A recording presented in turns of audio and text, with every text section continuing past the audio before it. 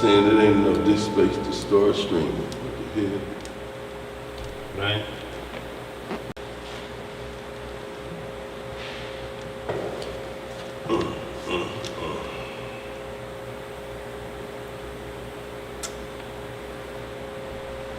It came on for how long was it on?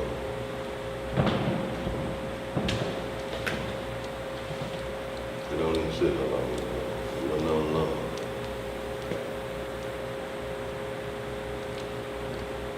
Oh no, I see it in the streaming now. We good. Oh, My bad. We good. We good. I guess that second time I clicked it, it started working. Okay. Get this prayer on. So I'm going live now? Yeah, we good. All right, Shabbat Shalom, y'all. Shabbat Shalom to the worldwide family. Y'all, we are way behind time, y'all, so we're going to get right to the opening prayer. And we're going to get it going. Who is that there? Hello. Okay. Okay. I go to the Oh, door. it is, but somebody at the door. There's somebody at the door. So we're going to go, we get the prayer going and then we hit it. All right, y'all. Y'all know how we get down, y'all. We're facing toward Holy Jerusalem, y'all, as we get about our Abba's business. Psalm 15th chapter. Yahweh, who shall abide in thy tabernacle? Who shall dwell in thy holy hill? He that walketh uprightly, and worketh righteousness, and speaketh the truth in his heart. He that backbiteth not with his tongue, nor doeth evil to his neighbor, nor taketh up a reproach against his neighbor, in whose eyes a vile person is contemned, but he honoreth them that feareth the Lord. He that sweareth to his own hurt, and change not. He that putteth not out his money to usury, nor taketh reward against the innocent. He that doeth these things shall never be moved.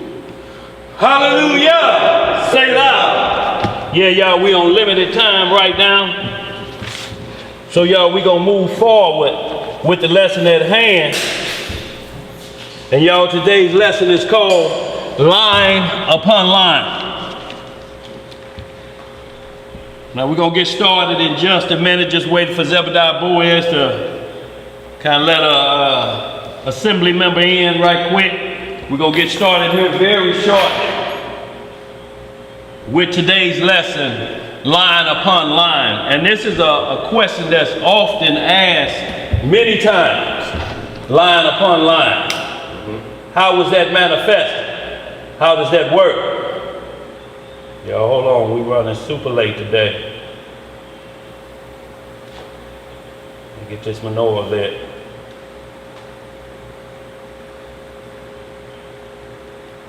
One second, y'all. Please tarry with your brother.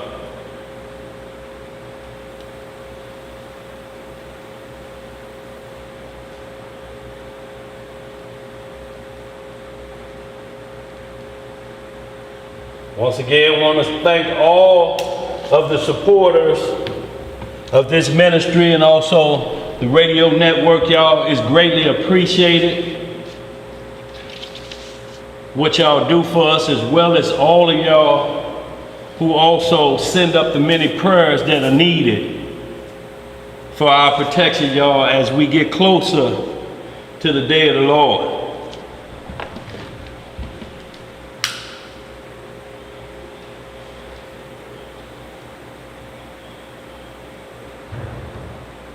As soon as Zebediah Boaz get right back, we're going to go ahead and get started. I just want to make sure he got that camera positioned right for himself.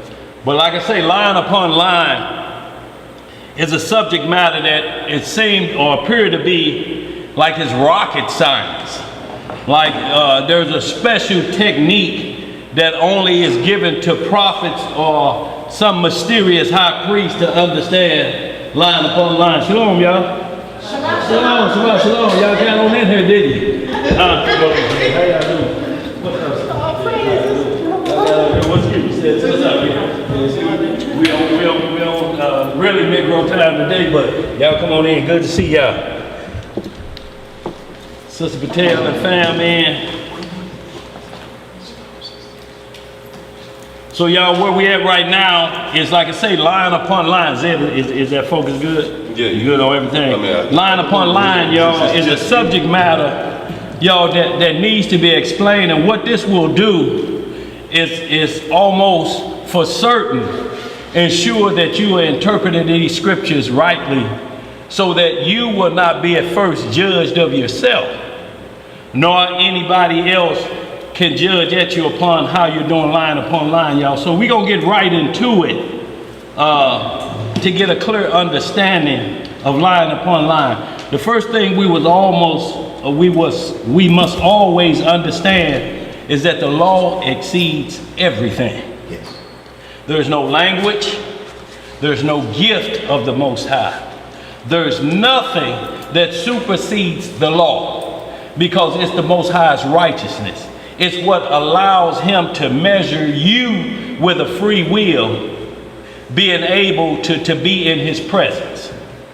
So y'all, that's what we want to get understood the most, that his laws, his statutes, and his judgments, his commandment, you're measured by that to see if you could be in his company.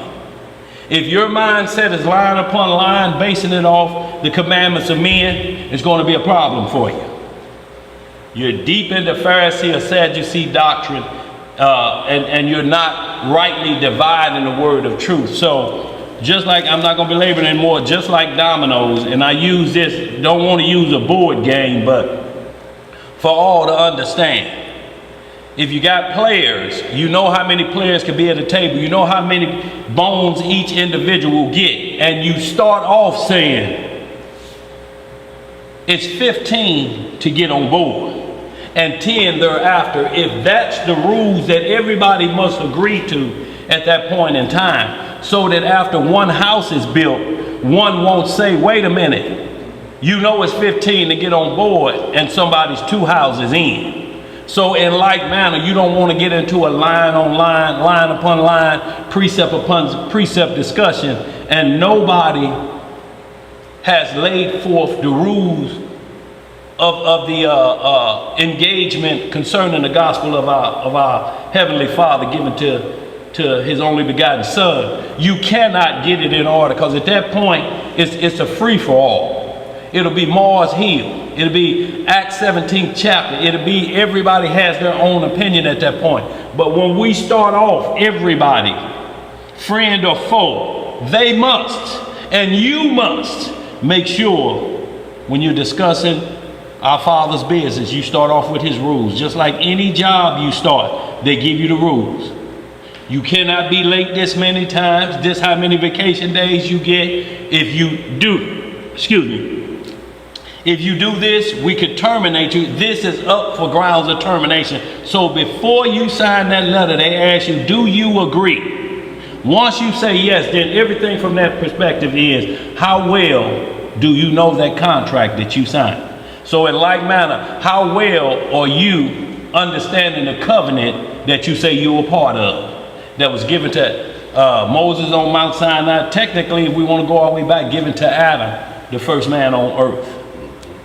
And then so forth on up to our time. The law has never changed.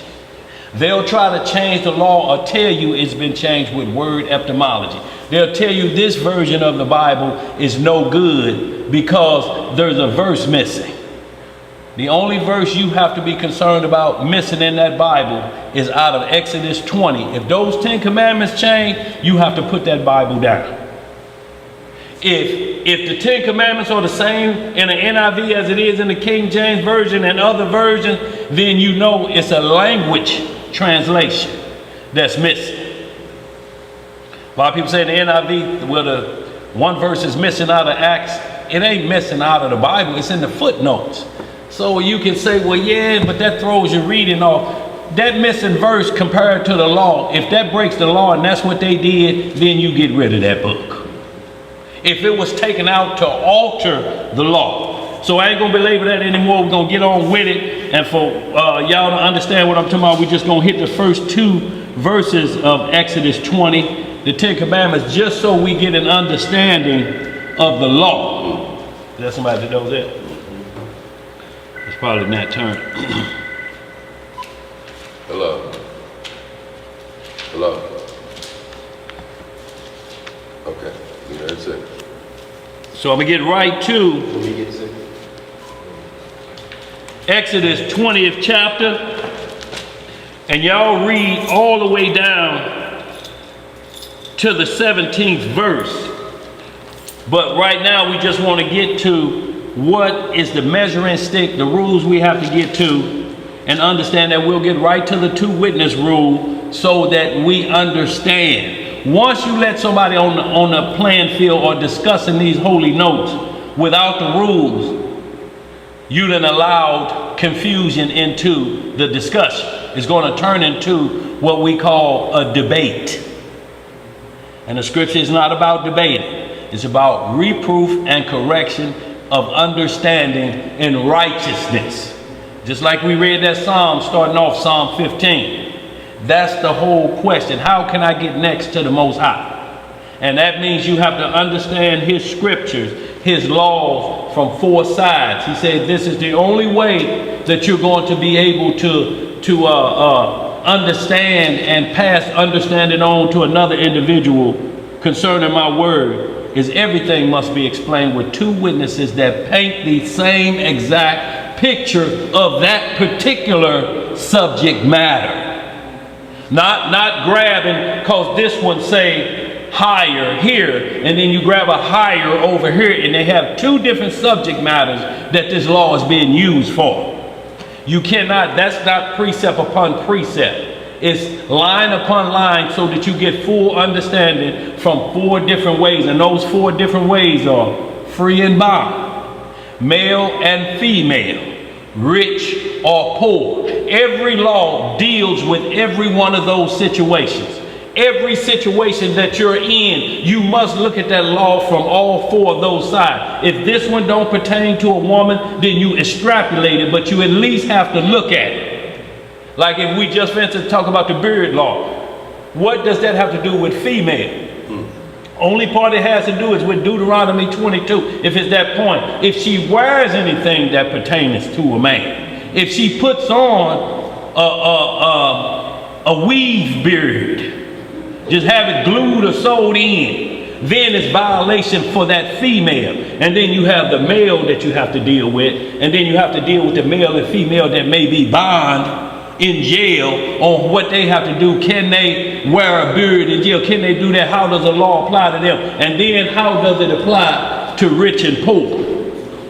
So y'all, with that, we're going to go ahead and get it. Exodus 20 and 1.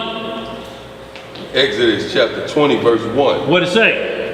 And Yahweh spake all these words, saying, I am the Elohim thy power, which have brought thee out of the land of Egypt. Right. Out of the house of bondage. Right. Thou shalt have no other gods before me. So, y'all, at that point, we have to understand that clearly he's given the commandment. We can't listen to anybody else. There was nobody else up on Mount Sinai but Yah. So that's what we want to make clear. He's not going to divide his instructions and say, oh, by the way, if you hear him say it, you know, it's good, unless he gives you that individual name. But that individual name will be these commandments. It will be these 10, because when he comes, he's not going to have another God before him. Messiah never called on another God ever. Ever. There was nothing in. They say, well, he sounds like his miracles, what he is doing, Beelzebub. No, Beelzebub don't heal. So you're dead wrong with accusing him of being like Beelzebub. When has Beelzebub healed the blind? When has Beelzebub made the lame to walk? When has he ever done that for you to attribute this behavior to him, what he's doing? It's not the same laws, statutes, and judgments that's being applied, because Satan wouldn't do that. He's a roving lion, ain't he? Seeking whom he may do what? Heal? No, that ain't in there that he may heal. Seeking whom the blind he may make see. No, that ain't in there about Satan. So y'all, we want to get it from that perspective. So just want to keep things in line, give me Isaiah, Psalms 138, 1 and 2. And then we're going to get with the 2 witness rules, y'all. And then what we're going to do is we're going to do a line upon line study, because that's the name of the class. Line upon line. Yeah, I was supposed to put one-on-one in there too. Or the basic understanding of understanding precepts upon precepts. Here a little, there a little, y'all. So we'll get full understanding of that today. And we're going to work 2 exercises today. We're going to do one concerning what was in the commandments that you must not do. Thou shalt not kill. But there's 4 sides to killing if thou shalt not kill. And you got multiple scriptures that say there's a time to kill. So we have to understand that when thou shalt not kill, what does that mean on the surface with so many other scriptures that's allowing killing to take place? Because there's many forms of killing. Killing is the subject matter. Then you have vehicular homicide, you have animal homicide, you have self-defense, you have manslaughter, and then you have one which has never been allowed ever, and there's no pardon for, in the sense that you must be punished for it. And that's the shedding of innocent blood, called murder. It's the only one that stays on the book. You may be forgiven for, and we're only saying forgiven to the point that your life may be spared, that you can repent. But it will be on your jacket at Judgment Day if you shed innocent blood. Because it's an automatic death sentence. If you're not able to repent for that, then you know where you stand on that day. Ecclesiastes 12, 13 and 14. So y'all, with that, we're going to move on. Zeb, you got the 138 Psalm 1 through 4, if you will. Psalms 138, verse 1. I will praise thee with my whole heart. With your what? With my whole heart. That's right. Before the gods will I sing praise unto thee. I will worship toward thy holy temple. Right. And praise thy name for thy loving kindness and for thy truth. For thou hast magnified thy word above all thy name. So we have an issue here. What does that mean, that the word has been magnified above all thy truth? Above all thy names, above all thy names, thy word. Well, we know John 1, the word was made flesh. So even if we look at it from that perspective, he's magnified Messiah above any name you want to call on anybody else, because we also read that in Acts. There's no other name in heaven or on earth. But his name is the word of God. His name is the commandments, statutes, and judgments, and he represents that name in full authority with no guile in his mouth. That's why when we started off with that Psalm 15, it explained all them things, the works of righteousness. No guile, no slick talk, ain't pulling usury on your brother. So it let us know, and David being a lawman, a priest and prophet as well, and a king, understood these things. So we see right here, what verse you was on, Zed? I'm on verse 3 now. Okay. In the day when I cried, thou answerest me, and strengthenest me with strength in my soul. Right. All the kings of the earth shall praise thee, O Elohim, when they hear the words of thy mouth. See, so all the kings will praise you when they hear the words of thy mouth, of your mouth. See, it has to be exactly what comes out of his mouth and how he says it. You cannot look at this and say, well, this is what I think it means. No, because we get all of the Psalms, Isaiah, my thoughts are not your thoughts, my ways are not your ways. Shalom, brother. So we want to get that understanding from that perspective. That's what we're going to realize. So just doing some line upon line, one-on-one. So y'all, we're setting the foundations of understanding line upon line. And the main thing, y'all, when you're about this study, either you all in or you ain't. Ain't no time for lukewarm. You cannot be lukewarm in this walk. How you gonna say I don't trust the Bible and you're trying to prove it to somebody at the same time? Is that crazy? Don't care nothing about what books you don't study, and the next thing you know, you got some book from the library you showing on film. Is that madness or not? You won't study out of Jasper, but you'll show me a Roman book written by some Roman 200 years ago. You got that displayed. Stuck on stupid and glued to dumb. Boy, stuck on stupid and glued to dumb. Well, that's a bad way to be, ain't it, boy? Yes, sir. So let's get this. So is you really stuck or is you glued? You glued, right? Yes, sir. So we're lining up, y'all, to understand line upon line and meet all of these requirements before we get started. Give me Galatians 3:28, and then just back it up, Elijah, with Matthew 5:17, if you will. Hit me those two, y'all, and then we'll get into the two witnesses. But what I am establishing is the power of the law over names. You'll have some people that say, you must call him this name. The scripture ain't never said you must call him any physical or title name. It said you must keep his commandments. You don't have to say his name if you're keeping the commandments. Is that the truth? Man.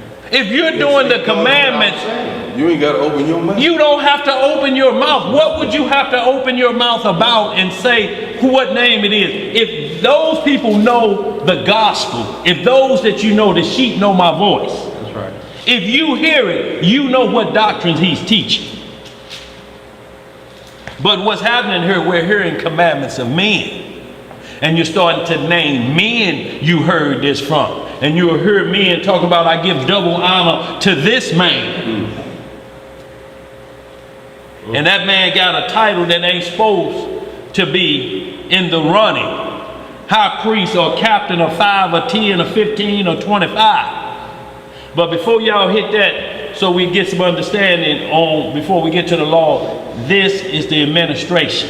Every title that you get, anybody that's playing according to the rules, if you let them get on board saying, I am a triple high priest, you done let debate through the door, and you are going to struggle and you're going to get mad, and then you'll be calling, telling somebody else, I just got off the phone with a crazy nigga. You won't have to say that if the law is brought forth first, because everybody has to play by the law at that point then. And that's what you're preventing, confusion. Because the law will not allow them to say something against it, because you'll remind them, hey bro, you know the law, how we got started. Oh yeah, you right. Yep. You right. Okay, see, that keeps them on point. And truth is absolute. And it don't need no support. It needs no support. What you got over there, LC? Yo, my they should love y'all for that radio show from last and everybody, because you helping them for real. Yes, sir. Look, and that's why he say, don't worry about those things. You'll heap coals upon their head. He's saying if you turn the other cheek, this don't mean be no slap junkie or no target for nobody to pound on you. It says when you give him food, you're giving him the word of the Most High first. This don't mean, see, your mindset is always thinking corner that I got to go in my refrigerator and get some meat out of there and give it to this nigga I can't stand. No, you give him the word that he may repent if he's in error. A loaf of bread ain't gonna make him repent. Nope. A loaf of bread ain't gonna do nothing but make a turd for later. And then he comes to be back flushed in the Mississippi. And he coming back for more. And he coming back for more bread. And all he there is just to make turds. He ain't there to get some understanding, some uplifting about this word of the Most High. And it's gonna be always looked at as like somewhere I can get something to eat like that. No, you want him to be able to eat spiritually, and then he'll always be able to eat physically. Yeah. Because he knows the rules. The Most High say, I done already set it up in case you don't have no money. I done already told farmers to leave this part of the border in case you have to go through there and eat an apple off that tree. That's outside his property, that's left for you. I done already took care of all of that, but you have to know the law about that. Know the law. You can't do that without knowing. It's mere impossible. Let's get it. Where we at? Verse what? Zed, where we on? What I said I wanted to hit first? Galatians. No, I wanted to hit 1 Corinthians, just so we get the order. 1 Corinthians 12, and I just want to get right to the point. I think it's right about 24. I want to get right to these are the administration of the church. Oh, okay. The comely part, remember?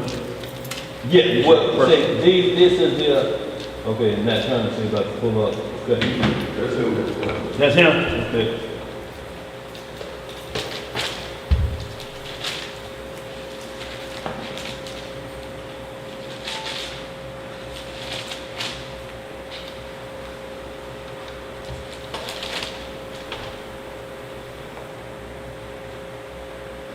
You got a license? You know what I'm talking about? 1 Corinthians 12. Let's get right to verse 24, I believe it is. Almost near the end. Hold on, let me get there.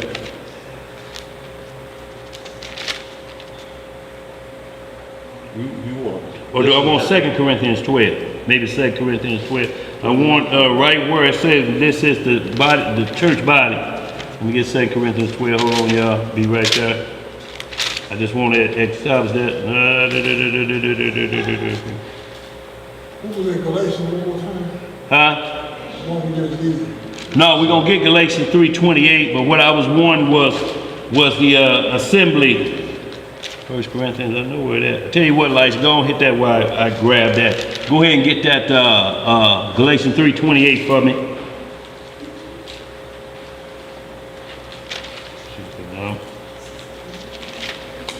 One second. 12. Galatians 3:28. Yes, sir. Yeah, here it is, last 1 Corinthians 12. That's what I want.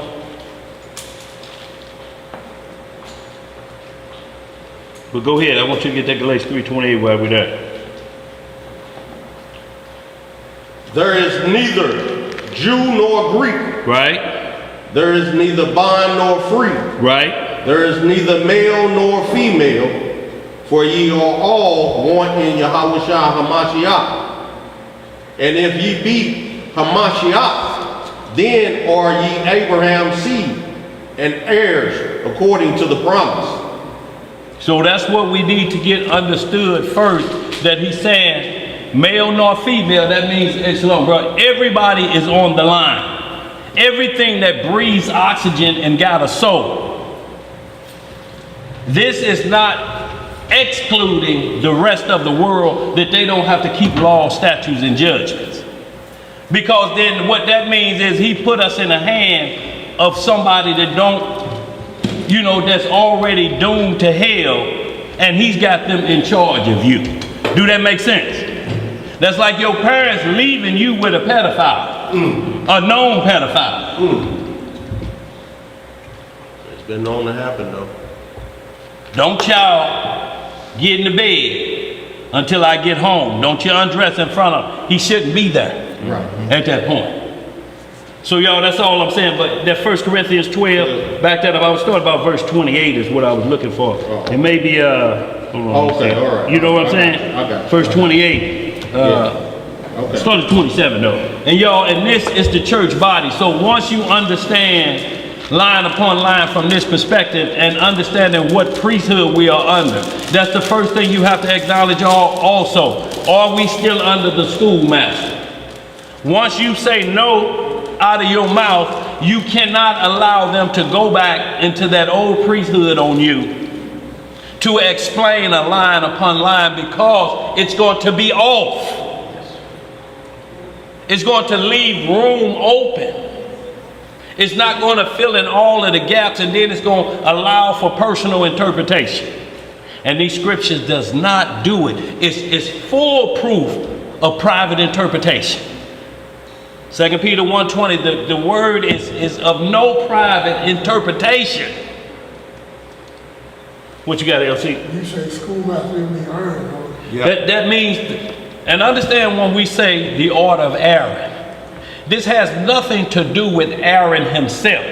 Aaron just have to be after a priesthood, basically what we're talking about, commanded by men until Messiah gets here. He was just the first priest of this, like Messiah is the first priest of Melchizedek. Aaron is this point. But if you keep looking to Aaron, who keeps pointing to Melchizedek, and he's telling you, look over there, don't look at me, look at Melchizedek. Even in Aaron's writing, they're preparing you for the one and only high priest. John was a Levite, wasn't he? Yeah. John said, I should what? Decrease. He should decrease, and he gonna do what? Increase. So if you're not understanding the priesthood from that perspective, and they draw you back into decrease, that's gonna be a problem, ain't it? That means you're going backwards. So you're going back to sacrifice. You're going back to sacrifice, and all that comes with it. You cannot do the law, because that's how breaking the law is well. How you gonna be an Aaron and ain't doing animal sacrifice? How you gonna let somebody get away with being an Aaron and ain't doing animal sacrifice? And who's the high priest? You allowing, like we're saying, a pedophile to be around the innocents because they're not playing fair. Let's get it, y'all. So we're gonna get right to where we're saying Elijah, 1 Corinthians 12, and start about 27. Now ye are the body of Christ, right? And members in I tell you what, start at verse 25. 25. Yeah. Start at 25. Okay. I'm sorry, 24. Yeah. Start at 24. Yeah. 1 and 2. For our comely parts have no need. Our comely parts have no need. You don't work on what everybody has been told you that looks good, do you? Mm-hmm. Go ahead. But Yahweh hath tempered the body together, having given more abundant honor to that part which lacked, that there should be no schism in the body, but that the members should have the same care one for another. So he's saying, I designed the body so there's no big eyes and, you know, little U's. He said, so when I put the baby toe on there, if you think a muscle has more power than a baby toe, you're in for a rude awakening. Yes, sir. Before you're able to throw a Mike Tyson right hook, you have to plant your feet. And your baby toe has to give you that balance, or the power ain't gonna be there. You'll be off what? He's throwing that shot off balance. What that mean? You liable to hit yourself in the chin and knock your own self out. Or the referee. Or miss and knock yourself out. Right, you know you fly over the top rope. So you need every part is designed like that. So everybody can't be a deacon. Everybody can't do that. The body's gonna work perfect. You have to make sure your lowest part, the weakest part of your assembly, is basically the strongest part, so to speak. Do you know that if you cut your baby finger off, you lose 50% of the strength of making a fist and gripping anything? If that baby finger's gone, your grip will be loose. A toddler will snatch your money out of your hand like you his age. You'll be handled, y'all. So that's what it's saying. Go ahead, let's read on. And whether one member suffer, all the members suffer with it. So what? One member do what? If one member suffer, right, all the members suffer with it. Or one member be honored, all the members rejoice with it. That's right. Now ye are the body of Hamashiach, and members in particular. And Yahweh has set some in the church. First apostle. First who? Apostle. So let's get it straight. This is the order. This is the administration. When you start to hear commandments of men, or you're hearing somebody that's not, or that's playing in the order of Aaron, they're going to name captains. They're going to name high priests. They're going to name generals. And what I want you to look for and see, this is order of Melchizedek. This is Messiah's order, because he said, I am marrying my church. I'm not marrying general. Are you saying that? No. He ain't saying about marrying no more high priests, did he? No. He ain't saying about triple honor to this individual. No, he said this is the order of the church. This is the way we get down. Go ahead. First apostles, then who? Secondarily, prophets. Secondarily, prophets. So apostle is individuals, may have been a disciple, may have been all of everything we're going to read, but they had a personal visitation or account with Messiah supernaturally, or a vision in a dream that boosts them to another level, because they can testify of that dream with power and miracles, like Paul on the road to Damascus. But he says, I'm less than the other apostles, which was the 12 disciples that went through and fulfilled with Messiah, with him after his resurrection. They were promoted then to apostles. That's why they're now called the 12 apostles. Go ahead. What's next, Elijah, after the apostles? You say prophets? Thirdly, teachers. Thirdly, teachers, y'all. That's where we are at on the list. Third as teachers. So we get instructions, rules on how to be a teacher. It first saying before you can teach, you have to know yourself, don't you? Yeah. How you gonna teach somebody something you don't know, ain't got a clue of? So thirdly, we focus our attention. Does it mean we can't be prophets? Does it mean we can't rise to the level of an apostle? All of that's on the table with the last day prophecy saying, in the last day your daughters shall dream dreams, your sons and your daughters. And they shall do what? Prophesy. Is that what it say? So we know that that's coming, so that's still on the table, but we have to take the gift that's been given to us now, and that's to teach the people the word of Yah. And there's rules for it. A teacher must be apt. Right? In season, out of season. In season, out of season. So we have our rules. It's like when you go for a job, these are your responsibilities as a teacher. And notice they say these are your responsibilities. They didn't say this is your fun as a teacher. No. What you got, LC? That's humble you come. I would say that y'all prophets come. What reading showed me to y'all. Well, prophets versus prophesying is two different things. Right.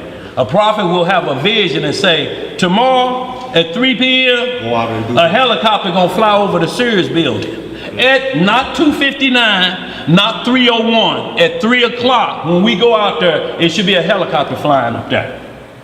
And what comes after that will be then we're prophet at that point, but prophesying is explaining why the helicopter was up there. That was our job. The helicopter was there for this reason, so that we would see this end point. Then you're prophesying, which every man been given that as a gift. Shalom, bro. In Matthew, the prophet would say every man, Revelation 1, Christ gives out the spirit of prophecy. So everybody gets that gift right off, if you're a believer. So technically, you have that one as a freebie to go through the scripture, and next you start to work on the gift that's been given to you.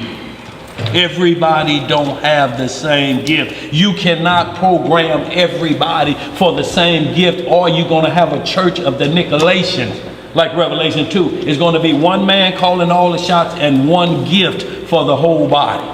It's like the Pentecostal church. The only gift they give out is speaking in tongues, ain't it? Mm-hmm. But we read the beginning of 1 Corinthians 12. It said, to one is given the gift of tongues. Right. To one is given the gift of wisdom. To one is given that. Well, you just watered them down to one gift. Muzzle in the eye. Yes, sir. Let's read some more of that. Let's get caught up. Okay, you have thirdly teachers. After that, miracle. After that, you see miracles come after that, because if an individual taught right, then the miracles will come on him. Y'all see the order of this? If you're teaching right, it's going to manifest a miracle. Let's read some more. Then gifts of healing. Then gifts of what? Healing. Uh-huh. Helps, governments, diversity of tongue. Right. Or all apostles, or all prophets, or all teachers, or all workers of miracles, have all the gifts of healing, do all speak with tongues, right? Do all interpret, but covet earnestly. But do what? Covet earnestly the best gifts, and yet show I unto you a more excellent way. See, now if you don't understand the last commandment of the 10, thou shalt not covet, is this in violation? No. See, because you have to understand, when it said thou shalt not covet, it said you cannot covet what's been given to somebody else, your neighbor's gift. It didn't say you couldn't covet.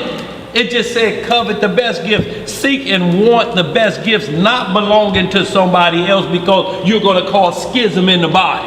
That's right. If all going to be this, then we ain't got nothing left over here for that. We left lack. Elisha coveted the spirit of Elijah. That's right. A double portion of it. Double portion. So he excelled. He said, not only, he said, what do you want? He said, I want a double portion. I want to double up what you got. I want to do more. That's what I want. But he didn't cover his. He said, I want 2 parts. Yeah, I want more than what you I want more than what you had. So y'all, when we see this administration, if you get caught up in captains, generals, and high priests, you're in the wrong priesthood. And you're in a discussion with an individual which is going to turn into nothing but debate. But even Job didn't want to have a title. Yes, sir. He was a Gentile. That's right. He didn't even want to accept that, because he knew the order of the Most High. He knew that all those titles, flattering titles, belonged to the Most High and His only begotten Son. None of that could be bestowed upon a sinful flesh. That's right. Let's get this last one as far as y'all concerning the law and the sides of it, the 6 sides minimum. male, female, free and bond, rich or poor. Because y'all have to understand, when we was first under Melchizedek, Adam, Eve, and the serpent were judged under the Melchizedek priesthood. You know why? Because each one of them, for the same crime, were judged. Yeah, you're going to take it over there if you need to. Just move it around on the table. He was hot when he came over my house yesterday. He was hot. Give me no gold. Yeah, just face it forward. I just didn't want to get on that microphone. If it is, then let me know. Yeah, you good. Okay, so male, female. So just like in the garden, Eve was charged with her crime concerning the initial law that was broken. Have no other God before me. Like we started off. Lucifer came as another god before her. So that crime was initiated by Lucifer, and Eve fell victim to it, and then Adam joined in, whether by conspiracy, what's some of them terms, conspiracy to commit fraud. Because he immediately said, the woman you gave me, she lured me into this bad decision. He said, no, judge each one of them according to how they are based on the crime that took place. To the woman, this your crime. To the man, this your crime. To Satan, this is your punishment for this one individual crime. You have to stay focused, y'all, on the crime that was at hand and how it was measured out to each individual. Because that crime has to be used then for when you're saying you want the Lord to make another judgment. Just like when you go to court and you see a lawyer. Your Honor, we want to present this case to you today based on Roe versus Wade and the decisions made and the judgments that were handed down. They're saying it's the exact same situation. This is how this judge ruled on it. At least the judge gonna have to make a judgment on why he can't accept how that one was ruled and judged upon. We have to do the same thing with the scripture, because it's going to be problems with David not having his head cut off about Bathsheba. That has to be explained. Majorly. What you got, bro? I thought about something that happened years ago when I was in the world. This guy said something. Somebody said, you know where to get this at? And he said, yeah, you such and such, and he doing it over there. And they was taking him. And they gave him 8 years for conspiracy. Conspiracy. He didn't sell nothing. Right. He was selling nothing. Right. But he said where you could get that. Right. They gave him 8 years. Look, they got something called paraphernalia. What are you doing with baggies and a scale? What are you weighing up? I mean, you have to convince them that you're weighing up something different. I mean, you could be an herbalist. Right. But you gonna have to show some receipts or something, or you a dope dealer. And not only that, what is all of these 20s wrapped in a rubber band? I'm the rubber band man. Boy, come on. You said need a rubber band, man. Well, no, we ain't seeing no guitar up in here.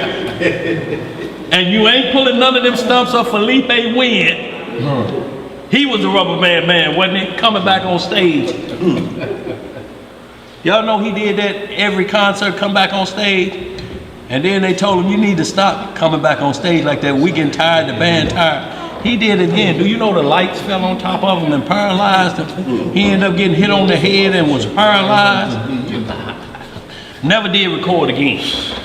But not saying that that was the cause of it. But y'all, what we want to do is make sure, line upon line, we give clear instruction as being teachers. Third on the list up here, that we're going to go into thoroughly, so that if you're a teacher, you will be able to teach this in like manner, and there will be no private interpretation. Zero private interpretation. It's going to interpret itself, because for every law, he gives you an example of a man and a woman doing this, and this is how the law was applied to them. Let's get it. Where we at? We at Galatians. We hit that Matthew 5:17. So we get an understanding that the law reigns supreme through priesthoods. It's the same law that was for Aaron. The same laws apply for Melchizedek. But being there's a high priest, the intercessor was it called. Aaron and Moses was the intercessor. So rules, these laws must apply to that intercessor. What Moses did on Mount Sinai was trumped in Matthew 5. It's called the Sermon on the Mount, right? What is a mount? Ain't that a mountain too? So that's where transitions was taking place before the crucifixion. He said, you have heard that it was said of old that an eye for an eye, but I tell you. What does that mean at that point, y'all? Is he going outside of urn, getting us prepared for Melchizedek? That was coming. Hit that Matthew 5:17, y'all. We're going to move on. Matthew chapter 5, verse 17. You know where I want it, right to the point where I did not come to destroy the law. Yeah. Think not that I am come to destroy the law or the prophets. I am not come to destroy, but to fulfill. But to do what? To fulfill. For verily I say unto you, till heaven and earth pass. Till what pass? Heaven and earth pass. One jot or one tittle shall in no wise pass from the law, till all be fulfilled. Now, y'all clearly must understand this. He said, till heaven and earth pass. It wasn't just earth passing, which is say the earth shall pass away and all these things, the clouds have folded, but it say heaven must pass away too. For one jot or one tittle to change in the law. I'm not talking about precepts. I'm not talking about a conversation or a letter here or there. I'm talking about what he says. The law is so supreme. Heaven and earth would have to disappear before it disappears. So that means you cannot be caught up in word etymology. If somebody give you a word, then they need to show that word applying to a law, all four sides, male, female, free and bond, rich and poor. If they don't, you are doing a disservice sitting there listening to two sides. That's right. To yourself. What you got, sis? Isn't there a scripture that say if you break the Most High's ordinances and The least commandment. You're speaking of Romans, you've broken them all. But see, that's not technically talking about if you get caught stealing, you done broke 612 of the other ones. And no matter what because everybody will be guilty then. What it means is what we're going to get into today, the four sides of a law. If you break the Sabbath, just cause you stay home and don't go to work, if you do any other thing that's on that list, you're guilty of the rest of the Sabbath day rules that day. That's why Colossians 2:16, what we're going to hit, somebody hit that for me really quick. Colossians 2:16, it says, let no man judge you. It's going to tell you what they cannot judge. So judge means they're using the law to say that you are out of line with certain events. And it lists certain ones. So the Sabbath has many ways. There's the weekly Sabbath. There's the Sabbath after feast days so that you may rest. You have to look at it as a Sabbath. There's Sabbath of Jubilees in Leviticus 25th chapter. There's multiple Sabbaths. If you break any one of those Sabbaths, then you're technically breaking the other ways to do the other ones because this one is already broke. You understand what I'm saying?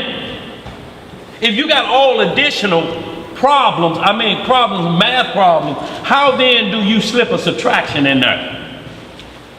Right?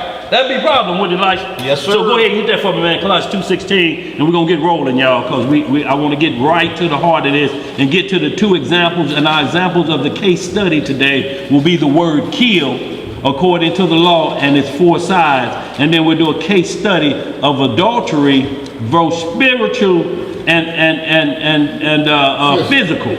And we'll use the case study of Saul. You said Colossians what? Colossians 2, verse 16. Yes, sir. Let no man therefore judge you in meat or in drink. So right there, we got a situation here. Judge. What does judge mean? They're looking at the law concerning meat and drinks. It says, let no man judge you. Go ahead. What else it say? In meat or in drink. Right. Or in respect of an holy day. Or of the new moon. Right. Or of the Sabbath days. See, is that just a Y or is that singular or plural? What I'm asking. Plural. See, it says Sabbath days. So there's multiple Sabbath days, just like there's multiple ways of baptism. Is water immersion the only form of baptism mentioned in the Bible? No. So how would you tell somebody unless they're water immersed, they cannot see Messiah? I'm reading just the opposite. It says he's coming to baptize with fire and spirit and the Holy Spirit. That's what he's coming to baptize, which trumps what? Because water baptism was the baptism of John to repentance, wasn't it? Decreasing. He said, yes, it's good if you just want to get yourself on a fresh start. I need to wash away my old life. It's just symbolic. It's symbolic. But, you know, and there's nothing wrong with it. However, that's not the only means of baptism. Yes, sir. Where we at? Did you finish that? Colossians, that was it for the, or something else, a new moon too, ain't it? Yeah, that's definitely one. How many of us do that? What else to say on that? Read that 2:16. Yes, Yes. do that one. It says, let no man therefore judge you in meat or in drink or in respect of an holy day or of the new moon. Or of the new moon, y'all. So you have to be in line with how you study about the new moon. You have to cover everything concerning the new moon. There's multiple sides of the moon, and the first thing you have to do is come out of the gate understanding that the moon gets all of its light from the sun. You ain't gonna have no new moon without the sun. But you have to account for how the sun plays into the Sabbath day. Go ahead, sis. So Brother Daniel, is Yes, that ma'am. meaning that each month we supposed to celebrate the new moon as a Shabbat? We should celebrate it as the new moon. Clearly, not as the Shabbat. It never said that. Now, you know, you have a lot of people, you know, they'll do the new moon as a weekly Sabbath. The only problem is you have to find yourself reset. Now understand this, people that do the new moon, all we're saying is they are absolutely 100% usually correct on what day we do the feast day on. The problem with that being is because the light that you are putting above the sun decreases, it increases. It's unstable, so to speak, to handle the weekly Sabbath. It handles the feast days because your new moon is based on, not only that, if the new moon come in, the crops have to be just right for you to do this feast day. So there's another part of that must be right, or you have to take this over to another month. But what about the sun? What is its purpose for the 7 days of the week? What is its job? Sunrise to sunset. What is its job? And how does it relate to the moon? If you say it's only to give light to the moon so that it could set the Sabbath day, then we're really going to have to look at what ordinances and what instructions the Most High gave to the sun to never disobey. Yeah, see, Daddy, you can look at that verse 16 again. Yes, sir. And it shows that the new moon as its own separate day, because it says, in respect of an holy day, Right. or of the new moon, or of the Sabbath day, Right. which didn't say the new moon, the Sabbath day. Absolutely, bro. So You it's understand what I'm saying. Shalom, y'all. You understand that what we're talking about at this point, that you make a fair judgment. Right. That you make a fair judgment, that you don't leave nobody and put a burden on them, and they're trying to do it the way you do it, and then they're still failing on this part of the law, so they're still condemned anyway. You will have some that'll try to use Isaiah 58 and it won't work because it's not concerning the weekly Sabbath. It's about feast days that are coming up. It starts off just like the fall feast day. It starts with trumpets, it starts with Day of Atonement, then it goes into tabernacles, and then it goes into the Sabbath of everything, of how it ends. It mirrors that feast day, but it has nothing to do with the weekly Sabbath. That's controlled by the sun. Because no matter how you do it, when you get into Enoch and say these two lights work together to come up with 364.5 days, you will never ever get that many days from the moon. It's impossible to get, the best you can get is 360. And then it's decreasing. You lose 11 days a year. So you're going to always be thrown off a little bit, and not saying that anybody that uses the moon as a Sabbath day, I'm not saying that. All I'm saying is you're absolutely 100% right, the day that we have to do the feast on. But that's not the weekly Sabbath day. That's the beginning of how this moon decided. It said, okay, well, I ain't coming in today. I'll come in Thursday. The moon has that authority to do that. That's what it was given permission by the Most High for. But when you get into Sirach 43rd chapter, you will see one glory to this, to the stars, one glory to this. We have shooting stars. There are stars that must obey prophecy, and a star led the wise men over, said, just track this star. It's going to be dead center over where you need to be. Wasn't no GPS, that was the GPS. So y'all, once we understand that we're not going to give the stars the moon's duty, nor are we going to give the moon the sun's duty, nor are we going to give the sun the moon's duty. Everyone has their own order, just like the priesthood have their own order. After Aaron, it was these rules. After Melchizedek, it was these rules, but the same law. Let's get some more, y'all. We're going to get killed. Y'all, we're going to get a good understanding because we're going to do case studies today. Let's get right to it. Where we at? We finished at Matthew 5:17? Yeah. Okay, now y'all, we always talk about two witnesses. That's why I say I send you out by twos. At the most by threes if I'm sending you out, if we divide in a city block. Because they already told you 2, 1,000 a drop at your right hand. If you don't believe it, watch 2 old Jehovah Witnesses walking down the street and a porch full of gang members. Who gonna leave? Who gonna run first? I'm talking about hard gang members sitting up there with pistols laid out, and they go in and close the door, and the old lady will knock on the door. They be like, act like we ain't here. I guess the police. Want to give you a word of the Lord. Peeking out the window. Peeking out the window. Are they gone yet? Are they gone yet? Yeah, they left some literature in the mailbox. Yeah. I wish them niggas would drive by here again. No, you just had a drive-by.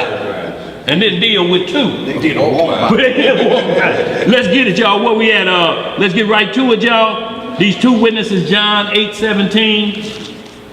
Then give me Deuteronomy 19:15.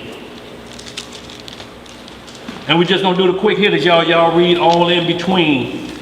Matthew 18:16 and 2 Corinthians 13:1. And y'all, there's many more second witnesses, but what we're talking about is there must be 2 witnesses. Elijah sees something of the same event. We see the robbery at the store. But because I was getting trash and throwing it in the trash can right there while he was walking into the service station, he saw him up the gap. I just heard the pop, pop, pop. When I looked around, I saw the dude backing up, and I saw Elijah heading back to the car like, shit, it's getting rough up that way. What you see, man, the dude in the red cap, the one pulled the trigger. But by the time I turned around, all I saw was the red cap and the blue cap running that way. He saw the initial shooter. But both of us see the dead man laying on the ground.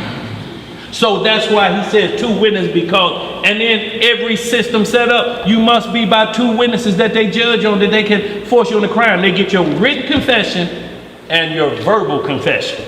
Or they get somebody else, or circumstantial evidence that will speak as a second witness against you. What is your DNA doing in this 5-year-old white girl panties that live out in Chesterfield and you live on Coke Bridge? We got a problem with this, don't we? Big problem. There's got to be some answers for that. You got to speak for yourself to get that off of you, that they back down to 1 witness, which they're going to throw it out of court. And this is the same way with the scripture. If ain't nobody bringing it to you, 2 witnesses, right, throw it out of court and tell them they have to come back. They have to appeal this and come back to you. You cannot agree with wrongdoing. We started off in Psalms 15. If y'all didn't hear the opening psalm, please read Psalm 15 again. And this is where we're at. So let's get it, y'all. Let's give me that John 8:17. Are we going in any kind of order? No, I want John 8:17, then we'll hit Deuteronomy. I want to go new and old, then new and old. To let you know it ain't changed from Aaron to Melchizedek. Right? That's what I'm doing. So that's why I'm going new here, John, because this the king, or this the high priest of Melchizedek speaking, and then we jump right back to Deuteronomy 19, come back to Matthew 18:16, and then hit 2 Corinthians 13:1, which wraps it all up. Go ahead, bro. Where we at? We're in the book of John, in the 8th chapter and verse 17. What it say?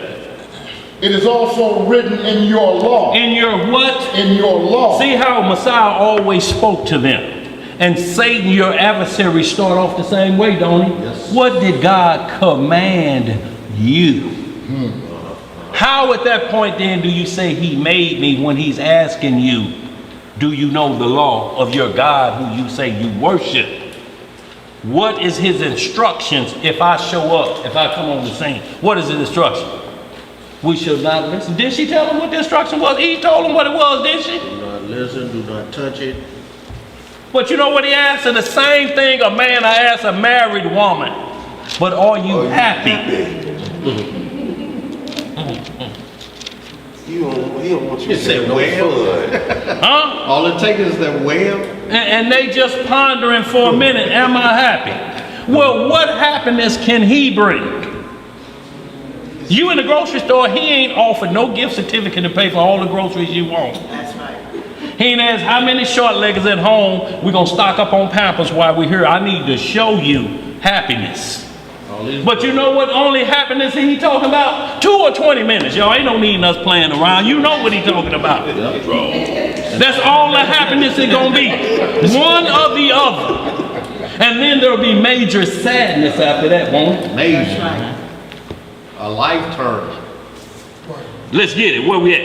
Verse 17. What it say? It is also written in your law that the testimony of 2 men is true. That the testimony of 2 men is true. Y'all understand? No, I got plenty up here. Yeah. Y'all understand that the testimony of 2 is true.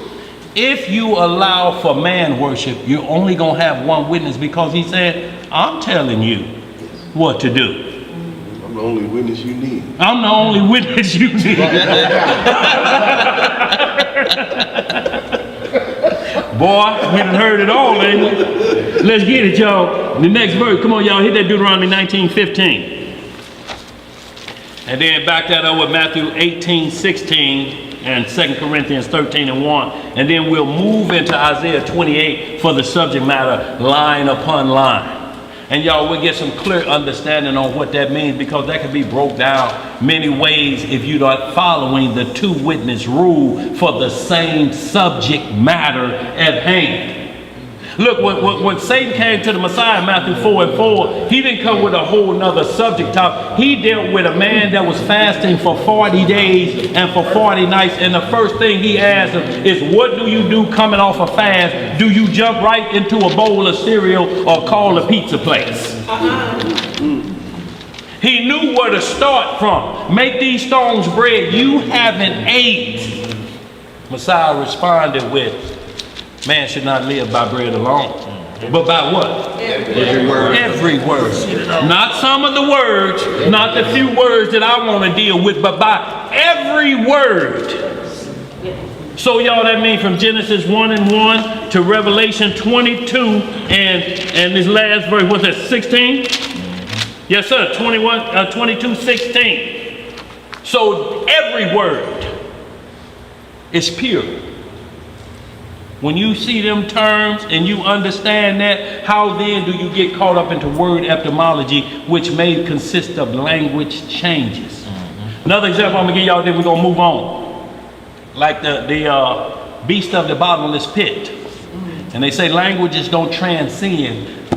Yes, it does. It says the angel of the bottomless pit. In the Hebrew tongue, he's called what? Apollyon.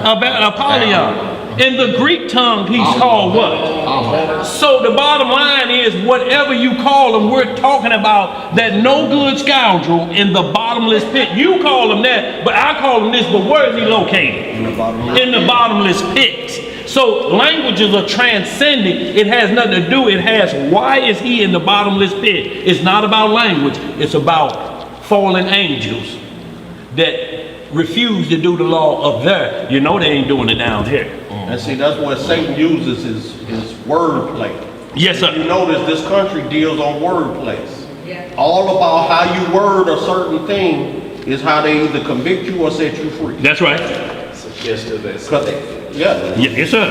Because just like I was watching the FBI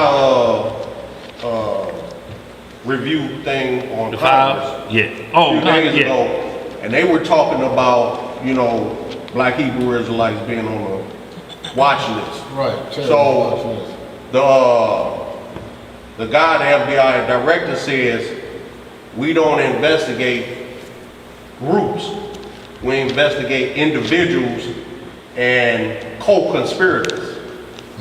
So the lady kept questioning him about groups. Right. And he kept saying, we don't do groups. So if you think about it, an individual with co-conspirators is a group. Yeah. That is. But if I don't word it like that, you don't see it like that. You see them targeting just the individual with people around. But that's a group. So it's all about wordplay with them. That's right. If you say group, no, that's not, we're not targeting them as a group. We found one individual within that group whom and everybody around them are considered co-conspirators, so we're investigating that. Yes, sir. Not the whole group. Right, ain't that something? But it's a play on words, y'all. That's why the body could have no schism. You can't be on the passenger side with me and I don't know you hot. All of a sudden we at a light and you jump out and I'm trying to explain to somebody, I swear that was Usain Bolt sitting on my passenger side, how fast you was running and disappeared down the alley. I was a part of it. My family, one of my family members was hot, and they was investigating everybody in the family, following everybody.